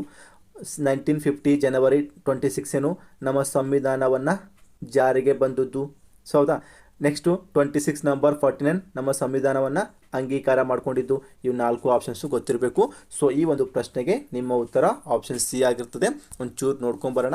ನಾನು ಆಲ್ರೆಡಿ ಹೇಳಿದ್ದೀನಿ ಮಾನವ ಹಕ್ಕು ಅಂದ್ರೇನು, ಮಾನವ ಹಕ್ಕುಗಳ ವಿಧಗಳೇನು, ಪ್ರತಿಯೊಬ್ಬ ನಾಗರಿಕರಿಗೆ ಸಲ್ಲಬೇಕಾಗಿರ್ತಕ್ಕಂಥ ಅಧಿಕಾರ ಅಥವಾ ಮಾನವನಿಂದ ಬೇರ್ಪಡಿಸಲಾಗದೇ ಇರುವಂಥ ಕೆಲವೊಂದಿಷ್ಟು ಹಕ್ಕುಗಳಿದ್ದಾವೆ. ಅಂಥ ಹಕ್ಕುಗಳನ್ನ ನಾವು ಮಾನವ ಹಕ್ಕು ಅಂತ ಕರಿತೀವಿ. ಇದರಾಗ 2 ರೀತಿಯಾಗಿರ್ತಕ್ಕಂಥ ಹಕ್ಕುಗಳು ಕಾಣ್ತೀವಿ. ಸ್ವಾಭಾವಿಕ ಹಕ್ಕು, ನ್ಯಾಯಸಮ್ಮತವಾಗಿರ್ತಕ್ಕಂಥ ಹಕ್ಕು. ಸ್ವಾಭಾವಿಕ ಹಕ್ಕು ಅಂದರೆ ಬದುಕುವ ಜೀವರಕ್ಷಣೆ ಇಂಥ ಮುಂತಾದ ಹಕ್ಕುಗಳು. ನ್ಯಾಯಸಮ್ಮತ ಅಂದರೆ ಸಮಾನತೆ ಹಕ್ಕು, ವಿದ್ಯಾಭ್ಯಾಸದ ಹಕ್ಕು ಮುಂತಾದವು. ಯಾಕೆ ಸರ್ ಇದು ಯಾಕೆ ಮಾನವ ಹಕ್ಕುಗಳ ಘೋಷಣೆ ಆಯಿತು ಅಂತಂದರೆ ಒಂದು ಸಿಂಪಲ್ ಆಗಿರ್ತಕ್ಕಂಥ ಹೇಳ್ತೀನಿ. ನೆಕ್ಸ್ಟ್ ಇನ್ನೂ ಮುಂದದ ಅದು ಆ ಒಂದು ಪಾಠದಲ್ಲಿ ಹೇಳ್ತೀನಿ. ಬಟ್ ಇಲ್ಲಿ ಬ್ರೀಫಾಗಿ ನೋಡ್ತಾ ಹೋಗಿ. 2ನೇ ಮಹಾಯುದ್ಧದ ಸಮಯದಾಗ ಏನಪ್ಪ ಅಂದರೆ ನಿಮ್ಗೆ ಆಲ್ರೆಡಿ ಗೊತ್ತದ 1939 1945ವರೆಗೂ ಸೆಕೆಂಡ್ ವರ್ಲ್ಡ್ ವಾರ್ ನಡೀತದೆ. ಅದು ಹಿಸ್ಟ್ರಿದಾಗ ಮತ್ತು ನಾನು ಇನ್ನು ರಿಪೀಟ್ ಹೇಳ್ತಾ ಹೋಗ್ತೀನಿ. ಬಟ್ ಸಿಂಪಲಾಗಿ ಅರ್ಥ ಮಾಡ್ಕೊಡ್ರಿ. ಏನಪ್ಪ ಅಂದರೆ 1939ರಿಂದ 1945ವರೆಗೆ ಏನಾಯ್ತದ ಜಗತ್ತಿನಾಗ 2ನೇ ಮಹಾಯುದ್ಧ ಆಗ್ತದೆ. ಆ 2ನೇ ಮಹಾಯುದ್ಧ ಏನಪ್ಪ ಅಂದರೆ ಉಂಟಾದಾಗ ಅನೇಕ ಸಾವು ನೋವುಗಳು ಸಂಭವಿಸ್ತವೆ. ಈ ಸಾವು ನೋವುಗಳ ಒಂದು ಘಟನೆ ಹಿನ್ನೆಲೆಯಲ್ಲಿ ನಮ್ಮ ವಿಶ್ವಸಂಸ್ಥೆ ಏನು ಮಾಡ್ತದಪ್ಪ ಅಂತಂದ್ರೆ 1948 ಡಿಸೆಂಬರ್ 10ರಂದು ನೋಡ್ರಿ ಇದೇ ಆನ್ಸರ್ 1948 ಡಿಸೆಂಬರ್ 10 ಆ ಒಂದು ಡೇಟಿನಾಗ ಫ್ರಾನ್ಸಿನ ರಾಜಧಾನಿಯಾಗಿರ್ತಕ್ಕಂತಹ ಪ್ಯಾರಿಸ್ನ ಪಲೈಸ್ ಡಿ ಚಾರಿಯಟ್ ಅಂತಕ್ಕಂಥ ಒಂದು ಸ್ಥಳ. ಫ್ರಾನ್ಸಿನ ರಾಜಧಾನಿ ಪ್ಯಾರಿಸ್ನಾಗ ಒಂದು ಪ್ಲೇಸ್ ಇತ್ತು ಪಲೈಸ್ ಡಿ ಚಾರಿಯಟ್ ಅಂತ. ಇಲ್ಲಿ ಒಂದು ಸಮಾವೇಶ ಸೇರ್ತದೆ. ಈ ಸಮಾವೇಶ ಸೇರಿ ಏನು ಮಾಡ್ತಪ್ಪ ಅಂತಂದರೆ ಮಾನವ ಹಕ್ಕುಗಳ ಸಾರ್ವತ್ರಿಕ ಘೋಷಣೆ ಅಂತ ಘೋಷಣೆ ಮಾಡಿಬಿಡ್ತು. ಈ ಒಂದು ಡೇಟ್ 1948 ಡಿಸೆಂಬರ್ 10ದಾಗ ಏನಪ್ಪ ಅಂದರೆ ಆ ಒಂದು ಡೇಟಿಗೆ ಘೋಷಣೆ ಮಾಡಿ ಸಲುವಾಗಿ ಅದರ ಸ್ಮರಣಾರ್ಥವಾಗಿ ನಾವೇನಪ್ಪ ಅಂದರೆ ಡಿಸೆಂಬರ್ 10 ಏನು ಮಾಡ್ತೀವಿ ಮಾನವ ಹಕ್ಕುಗಳ ದಿನಾಚರಣೆ ಅಂತ ಆಚರಣೆ ಮಾಡ್ತೀವಿ. ಇಲ್ಲಿ ಇಷ್ಟೇ ಅರ್ಥ ಮಾಡ್ಕೋಬೇಕು. ಮಾನವ ಹಕ್ಕುಗಳ ಸಾರ್ವತ್ರಿಕ ಘೋಷಣೆ ಮಾಡಿದ್ದಾವಾಗ 1948 ಡಿಸೆಂಬರ್ 10, ಮಾಡಿದ ಎಲ್ಲಿ? ಫ್ರಾನ್ಸಿನ ರಾಜಧಾನಿಯಾಗಿರುವಂತಹ ಪ್ಯಾರಿಸ್ನ ಪಲಾಯಿಸ್ ಡಿ ಚಾರಿಯಟ್ನಲ್ಲಿ ಮಾಡಿರ್ತಕ್ಕಂಥದ್ದು. ಅದರ ಒಂದು ಸ್ಮರಣಾರ್ಥವಾಗಿ ಡಿಸೆಂಬರ್ 10 ನಾವು ಮಾನವ ಹಕ್ಕುಗಳ ದಿನಾಚರಣೆ ಅಂತ ಕರಿತಾ ಹೋಗ್ತೀವಿ. ಇದು ಅರ್ಥ ಆಗಿದೆ ಅಂತ ಅನ್ಕೊಂಡಿದ್ದಾನೆ. ನೆಕ್ಸ್ಟ್ ಪ್ರಶ್ನೆ ಹೋಗೋಣ. ಈ ಕೆಳಕಂಡ ತೀರ್ಪಿನಲ್ಲಿ ಸುಪ್ರೀಂ ಕೋರ್ಟ್ 6ರಿಂದ 14 ವಯೋಮಿತಿಯೊಳಗಿನ ಎಲ್ಲ ಮಕ್ಕಳಿಗೆ ಉಚಿತ ಮತ್ತು ಕಡ್ಡಾಯ ಶಿಕ್ಷಣ ನೀಡುವುದನ್ನು ಮೂಲಭೂತ ಹಕ್ಕು ಎಂದು ತಿಳಿಸಿದೆ. ಯಾವ ಒಂದು ತೀರ್ಪಿನಲ್ಲಿ, ಯಾವ ಒಂದು ಪ್ರಕರಣದಲ್ಲಿ? ಫ್ರೆಂಡ್ಸ್, ನಾನೀಗಾಗಲೇ ನಿಮ್ಗೆ ನಮ್ಮ ಸಂವಿಧಾನದ ಮೂಲಭೂತ ಹಕ್ಕುಗಳಲ್ಲಿ ಆರ್ಟಿಕಲ್ 21 ಸಬ್ ಆರ್ಟಿಕಲ್ 21A ವಿಧಿ ಏನು ಹೇಳ್ತದ? 6ರಿಂದ 14 ವರ್ಷದ ಮಕ್ಕಳಿಗೆ ಉಚಿತ ಮತ್ತು ಕಡ್ಡಾಯ ಶಿಕ್ಷಣ ಕೊಡಬೇಕು ಅಂತ ಹೇಳ್ತದೆ. ಆ ಒಂದು ಆರ್ಟಿಕಲ್ಗೆ ರಿಲೇಟ್ ಆಗಿರ್ತಕ್ಕಂತಹ ಪ್ರಶ್ನೆ ಇದು. ನಾನು ಆ್ಯಕ್ಚುಲಿ ಈ ಪ್ರಶ್ನೆಯನ್ನು ನಾನು ಎಲ್ಲಿ ಹೇಳಬೇಕು ಅನ್ಕೊಂಡಿದ್ದೆ ಅಂದ್ರೆ, ನಮ್ಮ ಸಂವಿಧಾನ ತಿದ್ದುಪಡಿ ಬರ್ತದಲ್ಲ, ಆ ಸಂವಿಧಾನ ತಿದ್ದುಪಡಿಲಿ 86ನೇ ತಿದ್ದುಪಡಿ ಅಂತ ಬರ್ತದೆ. ನಾನು ಆಲ್ರೆಡಿ ಹೇಳಿದ್ದೀನಿ, ನಮ್ಮ ಸಂವಿಧಾನದ 86ನೇ ತಿದ್ದುಪಡಿ ಪ್ರಕಾರವಾಗಿ 2002 ಅಂತಂದರೆ RTE ರೈಟ್ ಟು ಎಜುಕೇಷನ್ ನಾವೇನು ಎಕ್ಸೆಪ್ಟ್ ಮಾಡ್ಕೊಂಡಿದ್ವಿ. ಇದ್ರ ಪ್ರಕಾರ 6ರಿಂದ 14 ವರ್ಷ ಒಳಗಿರ್ತಕ್ಕಂತಹ ಎಲ್ಲ ಮಕ್ಕಳಿಗೆ ಉಚಿತ ಮತ್ತು ಕಡ್ಡಾಯ ಶಿಕ್ಷಣ ಕೊಡ್ತಕ್ಕಂಥದ್ದು ಅವರ ಮೂಲಭೂತ ಹಕ್ಕು ಮತ್ತು ಪೋಷಕರ ಪಾಲಕರ ಕರ್ತವ್ಯ ಕೂಡ ಹೌದು ಅಂತ ಹೇಳಿದೆ ನಾನು ಆಲ್ರೆಡಿ. ಸೊ ನಾನು ಇದನ್ನು 86ನೇ ತಿದ್ದುಪಡಿ ಬಂದಾಗ, ಭಾರತ ಸಂವಿಧಾನದ ತಿದ್ದುಪಡಿ ಅಂತ ಬಂದಾಗ ಅಲ್ಲಿ ಹೇಳಬೇಕಂತ ಅನ್ಕೊಂಡಿದ್ದೆ. ಬಟ್ ದಿ ಮೋಸ್ಟ್ ಇಂಪಾರ್ಟೆಂಟ್ ಅಲ್ಲೂ ಕೂಡ ಎಕ್ಸ್ಪ್ಲೇನ್ ಮಾಡ್ತಾ ಹೋಗ್ತೀನಿ. ಬಟ್ ಈ ಒಂದು ಪ್ರಶ್ನೆನ ಹೆಂಗೆ ಅರ್ಥ ಮಾಡ್ಕೋಬೇಕಂತ ನೋಡ್ತಾ ಹೋಗೋಣ. ಏನು ಹೇಳ್ತದೆ ಇದು? ನಾವು ಸಿಂಪಲಾಗಿ ಅರ್ಥ ಮಾಡ್ಕೋಬೇಕಾಗಿದ್ರೆ ಆರ್ಟಿಕಲ್ 21A ಯಾವ ಒಂದು ಪ್ರಕರಣ, ಯಾವ ಒಂದು ತೀರ್ಪಿನಲ್ಲಿ ಅಳವಡಿಕೆ ಮಾಡ್ಕೊಂಡಿದ್ದೀವಿ ಅಂತ ಪ್ರಶ್ನೆ. ಇಷ್ಟ ಅರ್ಥ ಮಾಡ್ಕೋಬೇಕು. ಏನಪ್ಪ ಅಂದರೆ, ಒಂದು ಮಗು 6 ವರ್ಷದಿಂದ 14 ವರ್ಷದೊಳಗಿರ್ತಕ್ಕಂಥ ಮಗು ಫ್ರೀ ಆ್ಯಂಡ್ ಕಂಪಲ್ಸರಿ ಎಜುಕೇಷನ್ ಪಡಿಬೇಕಂತ ಹೇಳ್ತದೆ ನಮ್ಮ ರೈಟ್ ಟು ಎಜುಕೇಷನ್ನಾಗ, ಹೌದಾ? ಹಾಗಾದ್ರೆ ಯಾವ ಒಂದು ತೀರ್ಪಿನಾಗ ನಮ್ಮ ಸುಪ್ರೀಂ ಕೋರ್ಟ್ ಈ ಒಂದು ತೀರ್ಪು ಕೊಟ್ಟಿರ್ತಕ್ಕಂಥದ್ದು ಯಾವ ಪ್ರಕರಣದಾಗ ಅಂದ್ರೆ option C, ಉನ್ನಿ Krishnan versus Andhra Pradesh ಅಂತಕ್ಕಂಥ ಆಂಧ್ರ ಪ್ರದೇಶ ಸರ್ಕಾರ ಅಂತಕ್ಕಂಥ ಒಂದು ಪ್ರಕರಣದಲ್ಲಿ. ಈ ಒಂದು ಪ್ರಶ್ನೆಗೆ ನಿಮ್ಮ ಉತ್ತರ 3 ಆಗಿರಬೇಕು. ಇದ್ರ ಬಗ್ಗೆ ಚೂರು ಬ್ರೀಫಾಗಿ ಎಕ್ಸ್ಪ್ಲೇನ್ ಕೊಡ್ತಾ ಹೋಗ್ತೀನಿ.